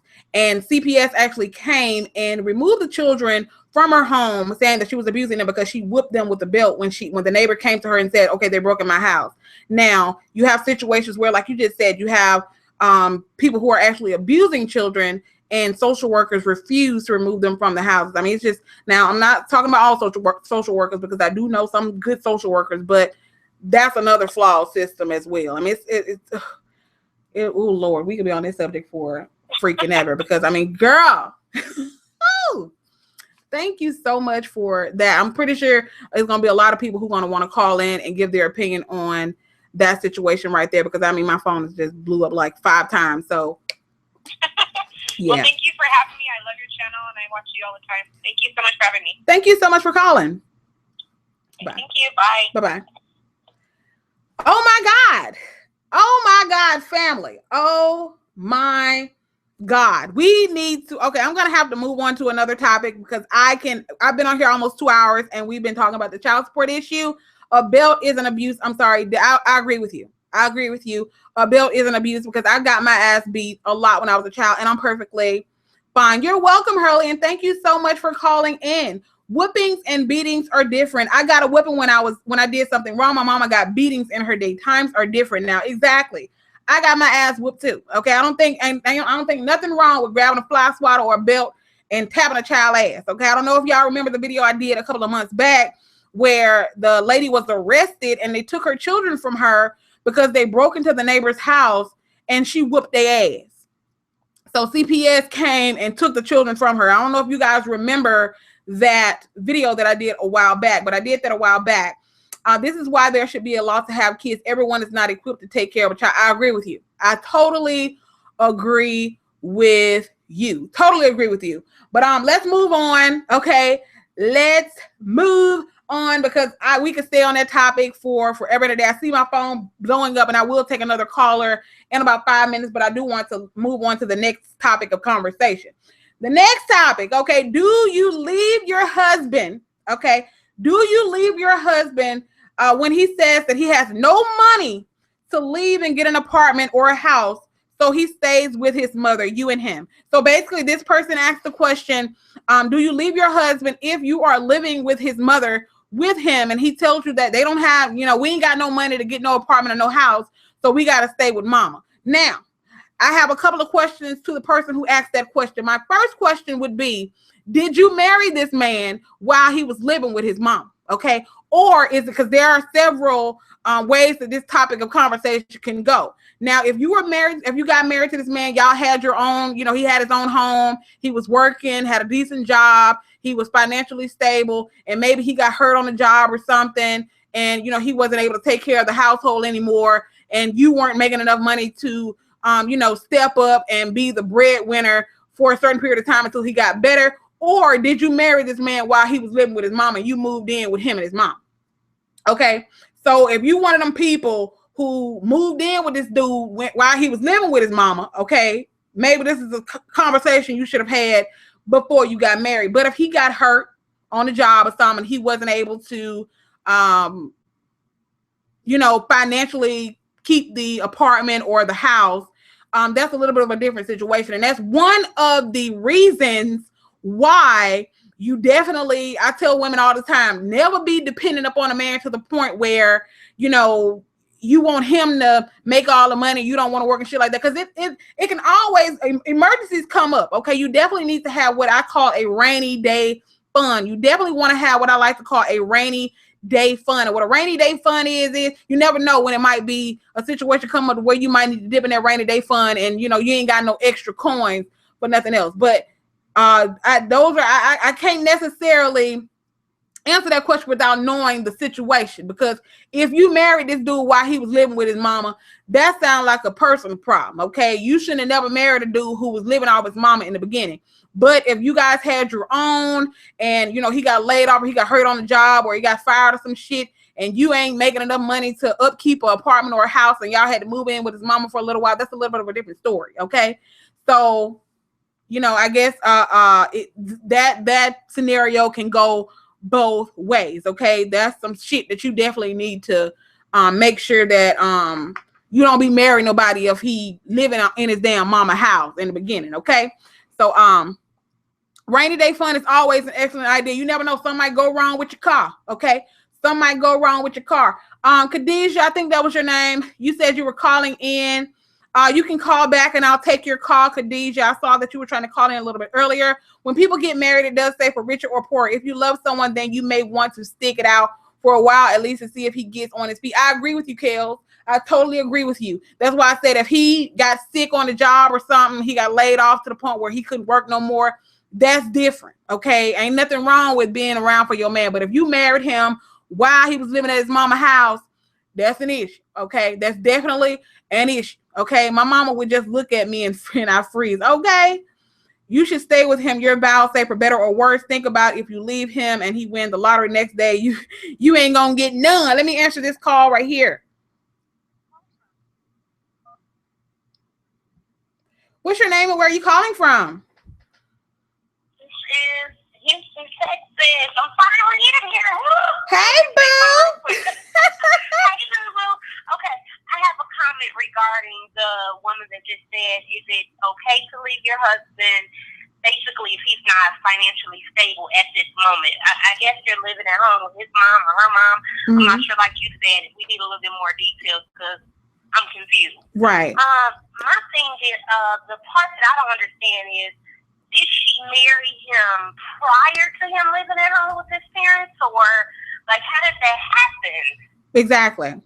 That's why I said this can go one or two ways. If you moved in with him if you married this man while he was living with his mama, that's one thing you shouldn't have did. Because number one, he either one or two things, he either a mama's boy or he ain't financially stable enough to have a wife. That's the first thing. Now, if he was working and had a decent job, you guys had a house or apartment, and he just so happened to lose his job, and you may or may not make enough money to upkeep an apartment or a house, and you guys had to move in with his parents for a little while, I think that's different. But if you married this dude and he been living with his mama the whole time, it's that sounds like your issue, to be completely honest with you. Exactly. That's how I feel as well. I know, I'm a homeowner as well. I understand it can be expensive, but that's something that you talk about prior to even getting into the relationship.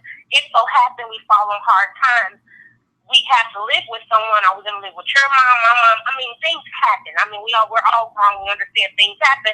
But if she moved in and he was already living with his mom, then she doesn't have the right to complain now. You already set up with it. You was already screwing in someone else's, bedroom that you're not even paying bills at. Exactly. Point exactly. Wow. If you married him while he was living with his mama, that sounds like that sounds like your bad right there. If you married him and he was living with his mama, now he don't want to leave. Definitely. But exactly. So and as a married woman, I definitely understand you don't want to leave your husband in that scenario, but it depends on how it started. Like you said, it so happened you guys are living on your own, living in an apartment or whatever, and it so happened he fallen on hard times. Then my next question would be financially. I know some women may not feel this way.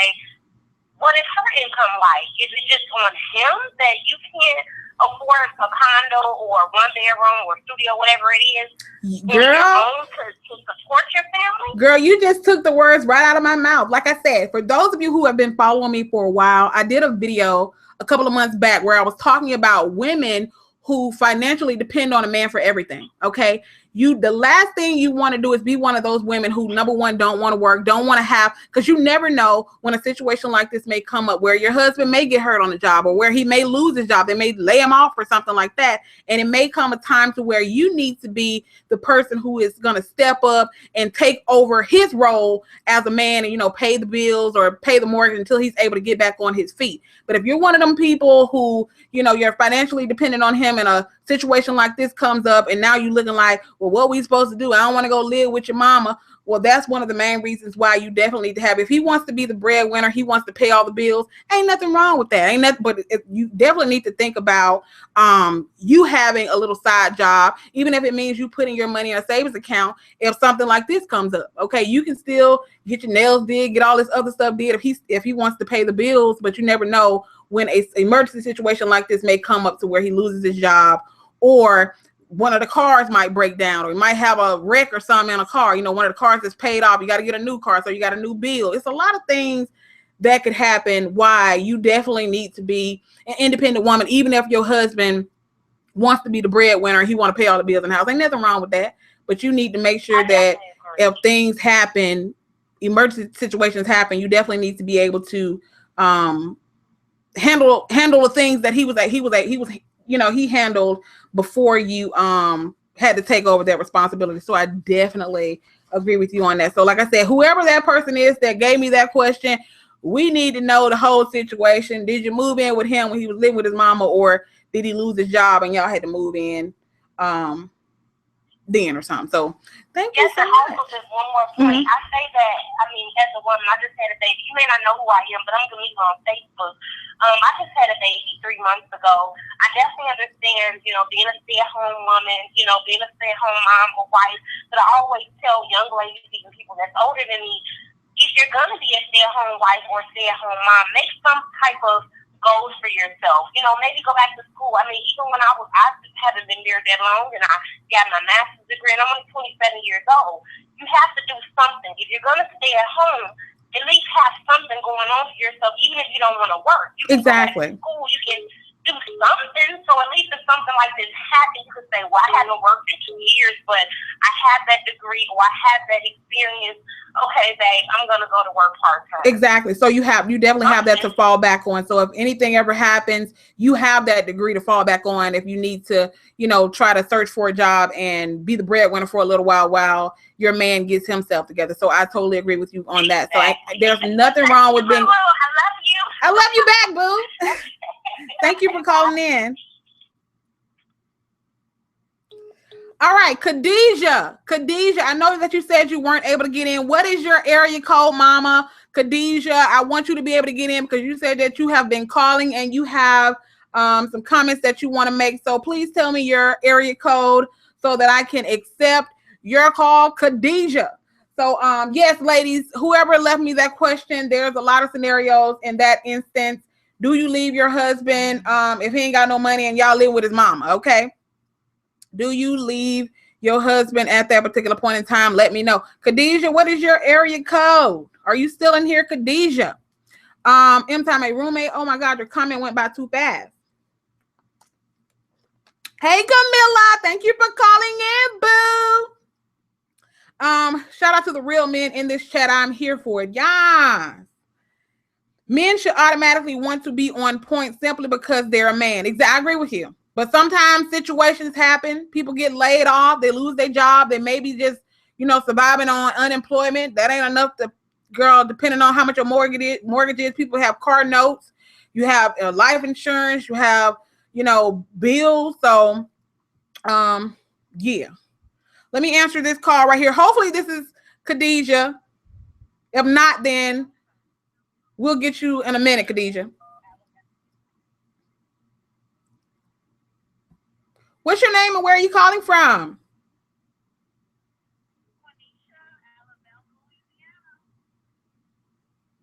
Hold on 1 second. Okay, what's your name and where are you calling from? Sorry about that. Quenisha, Alabama, Louisiana.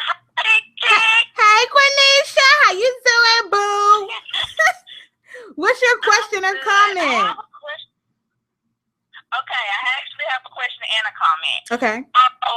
If you didn't see my question was how to deal with a mama's boy. If you're already married to him, he needs his mom's approval.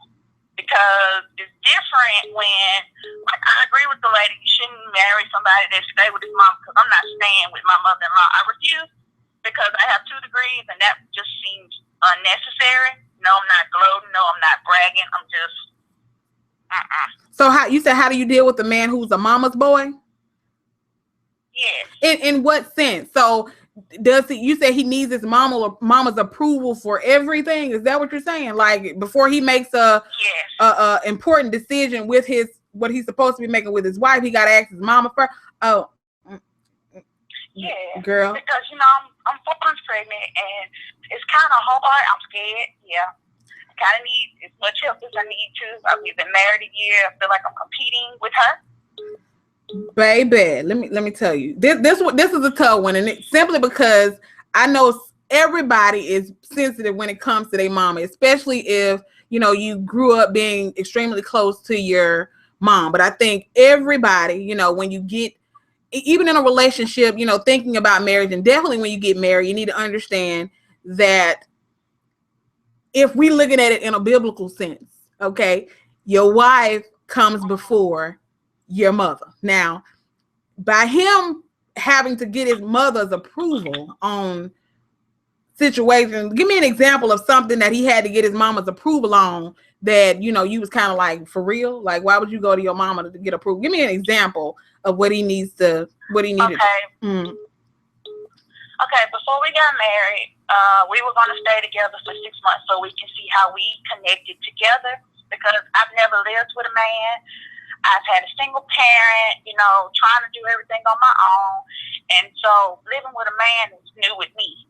So trying to get everything together, you know, he was supposed to move to Louisiana. See, I'm not from Alabama. So I left everything in Louisiana to be here with him. So I'm with his family. So it's kind of hard for me to adapt. But his mama told him, oh, that's not safe.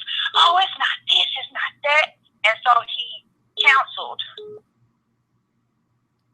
So it's kind of like... Hold on, he canceled what now? He canceled, like, he was supposed to move to Louisiana. We were supposed to stay there.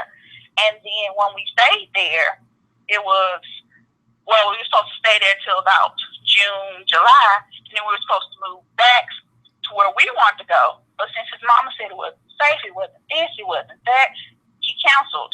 So we ended up being separate my whole engagement. Girl, look, let me tell you something.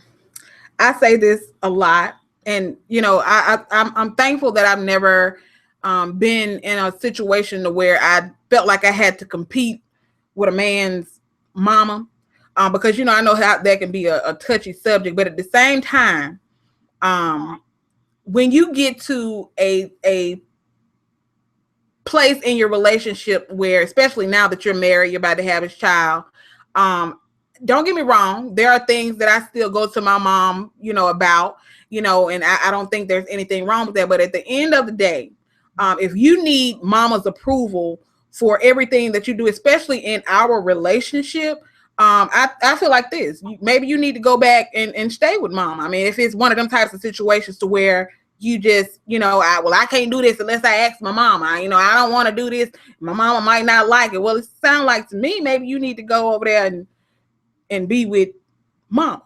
You know what I'm saying? I mean, sometimes you just have to come out and tell the person, I'm not comfortable with, you know, don't get me wrong, I love your mom, I love the relationship that you have with your mother, but at the end of the day, I'm your wife, okay? And I don't, it makes me uncomfortable that you just have to literally go to your mama about everything to get approval. Or she'll ask and want every detail. And I feel like, why? Exactly. So what I feel like, have you sat him down and told him that you don't like the fact that you feel like you competing with his mom? What was his response to that?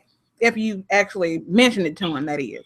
Does he know that it bothers you? We've actually sat down and we've talked about it, but in the sense of us talking about it, he'll say, okay, yeah, I understand what you're saying, but then she can say something, and then it can be like, it flip-flops. So I don't know if she has mind control, he wants approval, I don't know what it is, but I'm willing to work my marriage out just to see what we need to do. Of course. But like I said, I would definitely sit him down and let him know that number one, I don't like the fact that I feel like I'm competing with your mama. And it seems like, okay, you might counter whatever it is that I say, but if your mama say it, then you all, you know, on board for it because your mama said it. Because at the end of the day, you are his wife, and you the person that he's going to be with for the rest of his life. Okay. And that's the way that it's, you know, you have to get to a point where you gotta, you know, get out from under mama's wing a little bit. I understand that your mama want to still be in your life, you know, especially if you've been close with her all your life. But at the end of the day, he a married man now that's about to have a child. So you definitely need to continue to tell him. That's her baby. She say that he's the only child. That's her baby. And he can still be her baby. He can still be her baby, but he's a married man now. I mean, and at the end of the day, we are one at the end of the day. And the decisions that are to be made is to be made between me and him. Now, ain't nothing wrong with him calling her if he want to get some advice on something, but at the end of the day, the final decision should be between you and your husband, not her and your husband. You get what I'm saying? I get what you're saying. I appreciate you, sweetheart. I don't want to take up most of your time. I like watching your videos. We still going on that shopping trip. I ain't forgot about you. Yes, we are. Thank you so much for calling in, boo. Well, thank you for having me. Bye-bye. Bye. All right, Khadijah. I know that you said you were calling from 347. Call back in, girl. 347. The next caller I'm taking is going to be from 347. Okay, so Khadijah, call in, give your question or your comment. Man, this makes me love my mother-in-law more than after. Girl, let me tell you, I'm thankful that I've never been in a situation where I had to deal with no shit like that, because I'll tell you in a minute, you better go live with your motherfucking mom. Okay, if you feel like every decision that you make got to be, you know, through your mama first, you need to be moving with your damn mama. I ain't saying, I'm just saying. But I don't get me wrong, I do love the relationship that, you know, that's a beautiful thing to have, because everybody don't have that type of relationship with their mom. So it's a great relationship to have, but at the same time, it can definitely be unhealthy, especially if you are a married man or in a relationship for that matter. Just look at Rob Kardashian, girl. Matter of fact, him and Black China were supposed to have this special reveal where they're supposed to be revealing the sex of their baby. And I mean, they literally agreed to do this. And guess what he did? Got on the phone with his mama. We having a girl. Okay. She said any little issue that they have, he got to call his mama. You know, there's some, anybody got time for that shit. But I think it's a beautiful thing to have a relationship like that with your mom. But at the end of the day, that shit could be unhealthy, especially when you're married to somebody. You better ask your mama for some booty. You ain't getting it here. Girl, say that. Talk it out with your husband and don't let it stir up division in your home. Exactly. Definitely don't let it. I mean, that's definitely not, to me, it's not something to be divorcing nobody over. But it's definitely a serious thing that you definitely need to have a for real conversation about, in my personal opinion. Khadijah, I'm waiting on Khadijah to call in from 347. And then we're going to move on to another topic. So Khadijah, I'm waiting on you to call in from 347. Think that's not good when either man, woman call his mama info what's going on in their house, settle it together without outsiders. I agree with you, Black Beauty. I agree with you. Some things, now, I don't think it's anything wrong with getting advice from people on certain issues, but of course, some things, some issues should remain within these four walls. They need to be between us. So I agree with you. Thank you so much for calling, boo.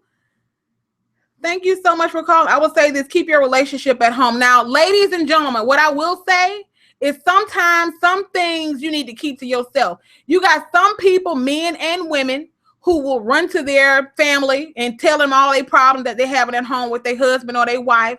Now, let me tell you something. Some shit you need to keep to yourself, because if you run to your family about everything, sometimes your family, they ain't gonna forget. You might forgive your husband or your wife or your boyfriend or your girlfriend, but guess what? Your family might not forgive them. Okay, so some things you need to keep to yourself depending on the situation. Okay, some things you definitely need to keep to yourself, because you may forgive your husband or you may forgive your wife or you may forgive your boyfriend or your girlfriend, but oftentimes your family, just because you didn't forgive them, they ain't finna forget.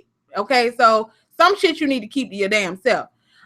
Advice is not instructions to live. Exactly. Nothing wrong with advice. Nothing at all. But when you get to the point where you dictating, this ain't no dictatorship over here. The decision that's made within these four walls is to be made between me and my spouse. Okay, not me, my spouse, and his mama, or my spouse and his mama, or his mama alone. No, it did not. The people who are within these four walls, the adults within these four walls, are the people that needs to be making the decisions up and around up through here. I ain't saying, I'm just motherfucking saying. Okay, girl? All right. Everything ain't for everybody. Definitely not. I was raised, what happened in my house stays in my house, and that's true. Family is not always forgiving with certain situations. All right, we have 347. So hopefully this is who we are expecting. What's your name and where are you calling from? Khadijah, oh my Hey, God. boo. I finally got through. Yes. Hey, boo, what's up? Nothing much. What's going on with you? I'm glad that you got through, girl. Way past what I was calling in about. Oh, hey, let's go back to it. What's up? What you want to discuss? Okay, so the lady, she was having the father, that was a jailbird, coming back and forth out the child's life. and she was considering taking money from the grandmother for the child. Mm-hmm. Right? But she have a fiance who's supporting the child, and she doesn't want the biological father, to be in the child's life. Right. So I was saying, I don't think it's a good idea that she takes the money from the grandmother. I can agree with that. I don't think she should do that. That's not a good thing. If she doesn't want that relationship to be...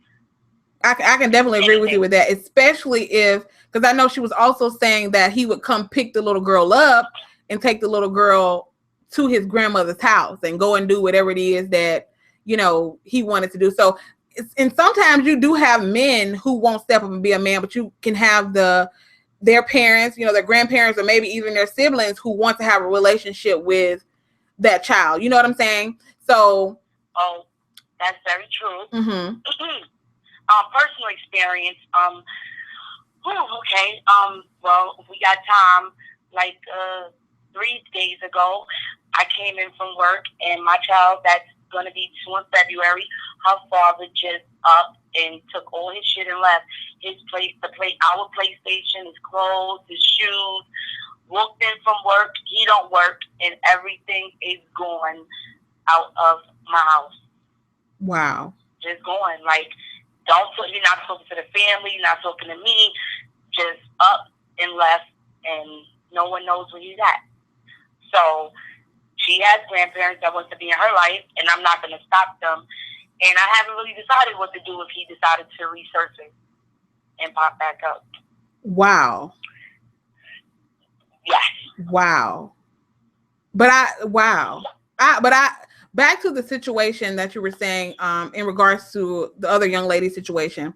I agree with you on that. And I want to talk about that for a brief second. Basically what she was saying is she doesn't think that it's right for you. Number one, for you to be taking money from the grandmother if you don't want, the father to come get the baby when he wants to come get the baby. If he wants to be in the child's life, even though you feel like, okay, he in and out of jail. I don't want her to be confused. I got a fiance who don't want him to come around because he's being the quote unquote father in her life when he ain't around. You know what I'm saying? I definitely don't. Number one, you definitely shouldn't be taking money from him if you don't want him to come, and if you don't want the man to come and get the baby, even if he is taking it over, because we know a lot of folks do that stuff. A lot of folks go and dump the kids off with the grandmama and they in the club and all this other stuff.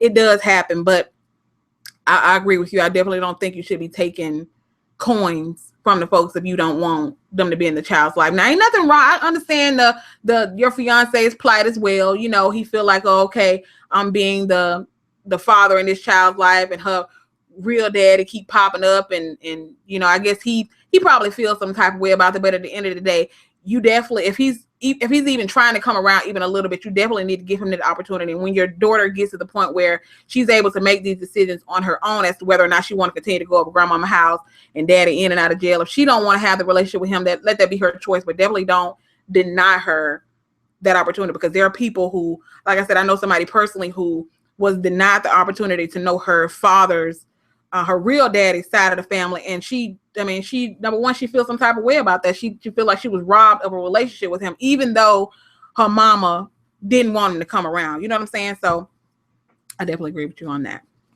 Definitely don't think you need to be taking the money. Yeah, just don't take grandma money, because if you're gonna let the grandmother do, then you can't let the son not be around, because at the end of the day, the grandmother's money is because that's her son. Exactly. So exactly. That's all I have to say. Thank you so much. Keep doing what you do. I'm happy I got through and I could call in. Yes, I'm happy you did too, boo. So we're going to be doing this on a regular. Like I said, next week I'm going to have a set schedule when I'm going to be doing this, and hopefully I can stick to the damn topics of conversation, because y'all know I run my damn mouth too much. I stay on one topic too damn long, but you know how I go, girl. When you having girl talk, Like, just I'll be back next week. Okay. I'll stay tuned, and stay black, stay beautiful, and I love what you're doing. Thank you so much, boo. You have a good night. Yes, honey. Bye-bye. Bye. All right, family. So, yes, we got Khadijah on the motherfucking show. Yes. Let's see, family. I think I'm going to go into one more topic. Let me see if I can pick a good one. Let me see if I can pick a good topic, and then I'll take a couple of more callers before I get the hell up off of here, because I do, bitch. Okay, I've been on this motherfucker for forever and a fucking day. But, of course, now that we have the live callers that are calling in, things are going to be getting a little bit longer. Okay, things are going to be getting a little bit longer. So shout out to you, Khadijah. Let's see what we want to discuss now, because I have a whole lot of topics. But girl, like I said, y'all know how I fucking go around the world and come back again, okay? Let's see.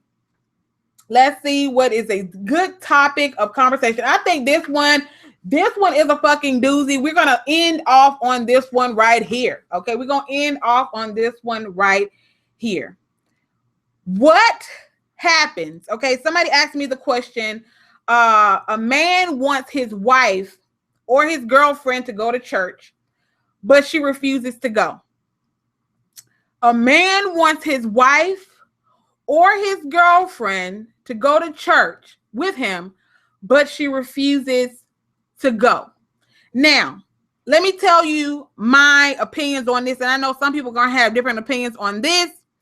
Okay, I feel like there's definitely religious beliefs needs to be discussed during the dating stages. Okay, you definitely need to know each other's religious beliefs during the dating stage. You definitely don't want to wait until you didn't ask somebody to marry you. You didn't pop the question. You didn't walk down the damn aisle. You didn't did all these things. And then after you get married, okay, after you get married, you like, oh, she don't want to go to church with me, or he don't want to go to church with me. Did you not have these fucking conversations before you actually decided to marry this person? Now, I know people who are atheists, okay? I know people, not in my personal life, but then again, I can't say in my personal life. I know a couple of people through YouTube who are atheists, and I know a couple of people, I won't say know them, but I know a couple of people that I was associated with before that are atheists. Don't get me wrong. I respect everybody's beliefs or disbeliefs. I respect them, you know, for what they are, okay? But I can only say this. I have nothing against atheists or people who don't believe in God, et cetera, but I can't date you. I can't marry you. I can't walk down the aisle with you because, again, that is your disbelief or your belief, or whatever you believe in, that's your belief. But as far as me in my house, okay, and me in my house, we will serve the Lord in my house. Now, I ain't got nothing to do if, you know, somebody don't believe in God. I'm not here to pounce on you and say, you're going to hell. You're going to hell. I'm not one of them people, okay? But as far as me in my house, okay, we will serve the Lord in my house. Therefore, I can't be with a person who's, you know, I'm not saying you got to be a person who around here goddamn speaking in tongues every 5 minutes, okay? You ain't got to be speaking in tongues every 5 minutes and around here pretending like you catching the Holy Ghost every 3 seconds. That's not what I'm saying. But I do, me personally, if I'm going to be dating a person, you definitely have to be a believer.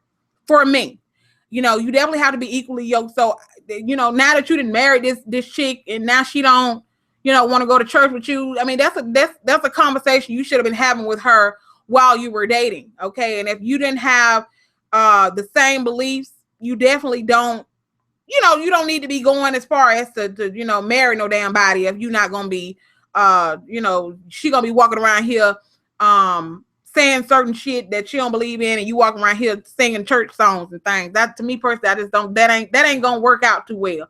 So definitely have those conversations with people before you decide to ask them to marry you, okay? M-Town Boy says, I was raised at church thick chick, but I'm not an every Sunday. I agree with you. Now, I'm assuming this person is saying that this person just don't want to go to church. I'm not saying that this person is saying that they wife or they, you know, whoever is an atheist. That's not what I'm saying. But what I am saying is, you know, you definitely need to make sure that you're on the same page, you know, in the, you're going on the same road when it comes to your beliefs and your faith and what you want to do spiritually as a couple. Okay. You definitely need to be in the same, on the same page when it comes to that. Okay. You definitely don't need to be waiting until you get married to ask somebody, okay, do you believe in God after you done got married? You know what I'm saying? Like, what kind of shit is that? I mean, that's some backwards ass shit in my personal opinion. I believe in God, but I don't go to church because a lot of these churches be feeding people a bunch of bull. Now, that's another scenario, LaSheila. You have some people who are spiritual, who believe in God, but they don't go to church. That's another scenario. Now, hopefully this person, maybe this person is saying, you know, in a situation like you're saying, LaSheila, maybe they just don't want to go to church, but they believe in God. But if you were a person who, you know, they don't believe in God and you believe in God, I don't think that's it ain't gonna work out in the end, in my opinion. Okay. Hey, Thick, I love you and what you're doing. Thank you, Tabitha. She was probably going before they got married, so now she like, I got you now, so I don't have to go. Now that's another different scenario, Coconut Jai. That's another different scenario. Okay. But also I want to ask you guys this question. Do you feel like a person has to go to church every Sunday to be a spiritual person? I don't. I personally don't feel like a person needs to go to church every Sunday to be a spiritual person. Am I a person who believes that a person should have a church home? I do. I personally feel like you should have a church home. That's not to say that you need to. I don't know. What I don't like is them messy ass them church folks who like to pick and choose what scriptures they like to throw at people. I don't like that shit. Okay. I personally don't like that shit. Like the people who sit there talking about, if you are homosexual, that's an abomination. I can't stand that shit because you guys know how I am a supporter of the LGBT community, and I can't stand nobody who sits there and want to preach. Being gay is the top sin. If you are gay, you gonna burn in hell. But these same motherfuckers around here fucking around with somebody's husband, goddamn eating the whole overeating and shit, doing all this other shit. That's all. My thing is this: all sins are the same in God's eyes. Okay, if you looking at it that way, I can't stand for a motherfucker to pick and choose what they wanna believe in and what they don't want to believe in. I can't stand that fucking shit. But I'm also one of those people who don't feel like you need to go to church every Sunday to be able to say that you're a Christian. I don't believe that either. Okay, I don't believe you need to go to church every Sunday to say you're a Christian. I don't. Hell to the no. Religion should be discussed before marriage. Exactly. Definitely. Nope, you showed on the church is only a building all day, every day, especially these fucking churches who you got some people who all about money. Okay. All about fucking money, all about money. I wish the Juice Man was up here right now to tell y'all about this shit, but girl, he would probably go all the way in. Me and the Juice Man, I didn't join that church, but there was a church that the Juice Man was a member of, and like I said, was a member of. The guy is, when I tell you, he can bring the word. He can bring the word all day, but he is a money hungry person. He be all on social media saying all this nasty ass shit about people who don't tithe a certain amount of money. If you don't tithe, that's why you're going through so much hell. It's y'all. Some of these churches are money hungry. Some of them, are supposed to be, love thy neighbor as thyself. You have some of them who will try to shun people out of the church for being themselves. Some churches I can't stand, because like I said, some folks are messy as hell in the church, and that's one of the main reasons why a lot of people don't go to church, because some church folks can be messy as hell. Some churches are hypocrites because they marry homosexuals in a church. I went to a church where the pastor was using the F word in his sermons. I stopped going there. Girl, that is so disgusting to me. If they are married, the man is supposed to lead and the woman should follow. If you are getting married under the laws of God, they should have some type of relationship with, exactly, I agree with you. In the end, those types of greedy churches fall apart. True. Not every Sunday, but you draw strength from other believers. I agree with you, Bless. That's one of the reasons why I feel like, it's a good thing to have a church home, because, it's good to be in the presence of other, other like-minded people. It's good for your spiritual walk, in my personal opinion. But I feel like, if you don't go to church, you ain't gonna be saved, you ain't gonna go to heaven. Of course not. I'm not one of those people who believe no shit like that. Okay, because 4 walls ain't gonna save you. Okay, 4 walls will not save you. Just saying. Girl, I went to church and they said they wanted us to tithe 20 or more. What the hell? How the hell you gonna say what kind of shit is that? How you gonna tell me what you want me to put in the collection plate? Girl, they be trying it. I ain't saying, I'm just saying. Some churches won't let you come to service if you don't have money for the money basket. Queen Keisha, let me tell you something that is a big turnoff for me when it comes to certain churches. Because it took me a while before I joined the church that I'm currently a member of. It took me a while going to different churches because I needed to get a feel of it. When I go to a church and you get to the point where you see ATM machines, damn near tripping over ATM machine because they got so many of them in the church, that's a turn off to me. Don't get me wrong. I understand you want to have an ATM machine for people who are in a rush and they get to church and they need to, grab some money out of the ATM machine to be able to pay their tithes or whatever. Ain't nothing wrong with that. And also another thing that's a red flag to me is if every sermon that a pastor preaches about is centered around money, okay, giving, okay, give that to me, that's a huge red flag in my personal opinion. But back to the topic of what I was talking about, the guy wanting his wife to go to church with him, but she refusing to go. Now, there are several scenarios to that as well. Is she refusing to go because she doesn't believe in God, or is she just one of them people who believes in God, but she don't feel like she just want to go to church? Okay. But again, that's another topic of conversation you need to have during the dating stages. Okay. If you are one of those people who gonna want to go to church every Sunday, you need to have that conversation with the person that you're dating before you decide to marry them, if that's one of the stipulations of you marrying them. Okay. If that's a stipulation, you definitely need to have that conversation during the dating stage. Okay. That's a red flag. That's a huge red flag. Y'all, this fucking hair is bothering me, bitch. It's like sticking up over here and it's fucking with my soul. Yes, Lord, that should be in the questionnaire with how old you are, kids, etc. A car, machine. I'm done. Girl. Yes. They got ATMs all over the place. All over the freaking place. Okay, all over the place. Family. I do apologize to those of you who weren't able to get in tonight through the phone system. I do apologize for that. But like I said, I was doing a whole test run thing with the callers.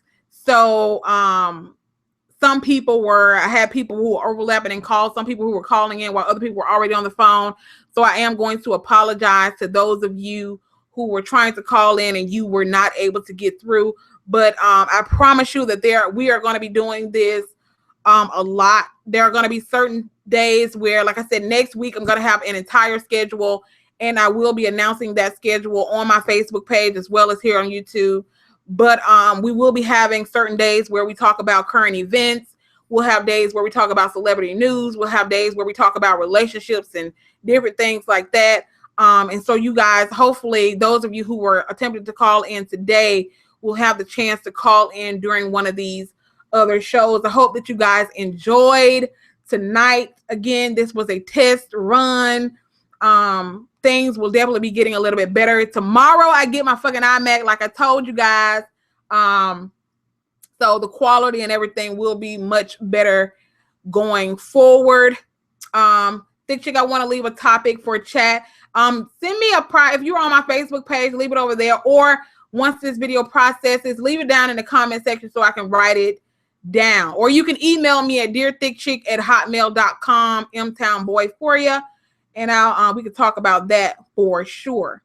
Going to church every Sunday doesn't show if you believe or not is what's in your heart. Exactly. Because there are people who go to church Monday, Tuesday, Wednesday, Thursday, Friday, Saturday, Sunday who are the biggest devils. Okay. People who gonna bust hell wide the fuck on, who go to church every single day. So definitely, just because you go to church does not equal you going to heaven. Okay. So that's 100% true, Camilla. This was really good. This was my first chat with you, Miss Thick Chick. Blessings from Lamika. Thank you so much, Lamika, for joining me. He said a card machine that you walk around with. What? Oh, Khadijah. Oh, you talking about one of them damn portable credit card machines, girl? Now that's too much. Okay, I wish one of these churches would have the ushers walking around with a damn card machine that you swipe, passing the damn card machine down the pew. Baby, that's at that particular point in time is when I'm gonna get my ass up and walk the fuck out the door. I ain't saying I'm just goddamn saying I'm gonna look at them like they fucking girl. Okay, wish you would pay me a goddamn card swiper. The fuck. I don't know why people don't have that understood before marriage. I don't either. One choice. There are a lot of topics of conversation that people need to have while they're in the dating stages. You got too many people that are getting married before they have very important conversations. Another important conversation to have before you get married is if you want to have children. You got people who marry folks. Look at the whole Keisha Knight Pulliam situation. Okay, Rudy from the Cosby Show. You got a lot of people who actually get married. And once they get married, they might want to have children, but their husband or wife don't want to have no kids. Did you not have that conversation before you got married to this person? Because you got some folks who don't want to have children, okay? And that's a conversation you need to have before you get married. Thank you so much, Kels. I love you back. Take EBT, bitch. Girl, stop. How many of you are aware often devil currently being a ruler of earth? But yeah, but family, I'm about to get the hell up over here because we have been on here over 2 hours. Definitely make sure that you follow me on Facebook if you are currently in here, or if you are watching this on the playback way back. Okay, on the playback way back. Please be sure to hit that subscribe button. Also, if you enjoyed this show, please consider giving this video a thumbs up. I will see you guys very, very, very soon. Make sure you follow me on Facebook so that you get all of the notifications for when I am going live. I'll see you guys next time. Bye.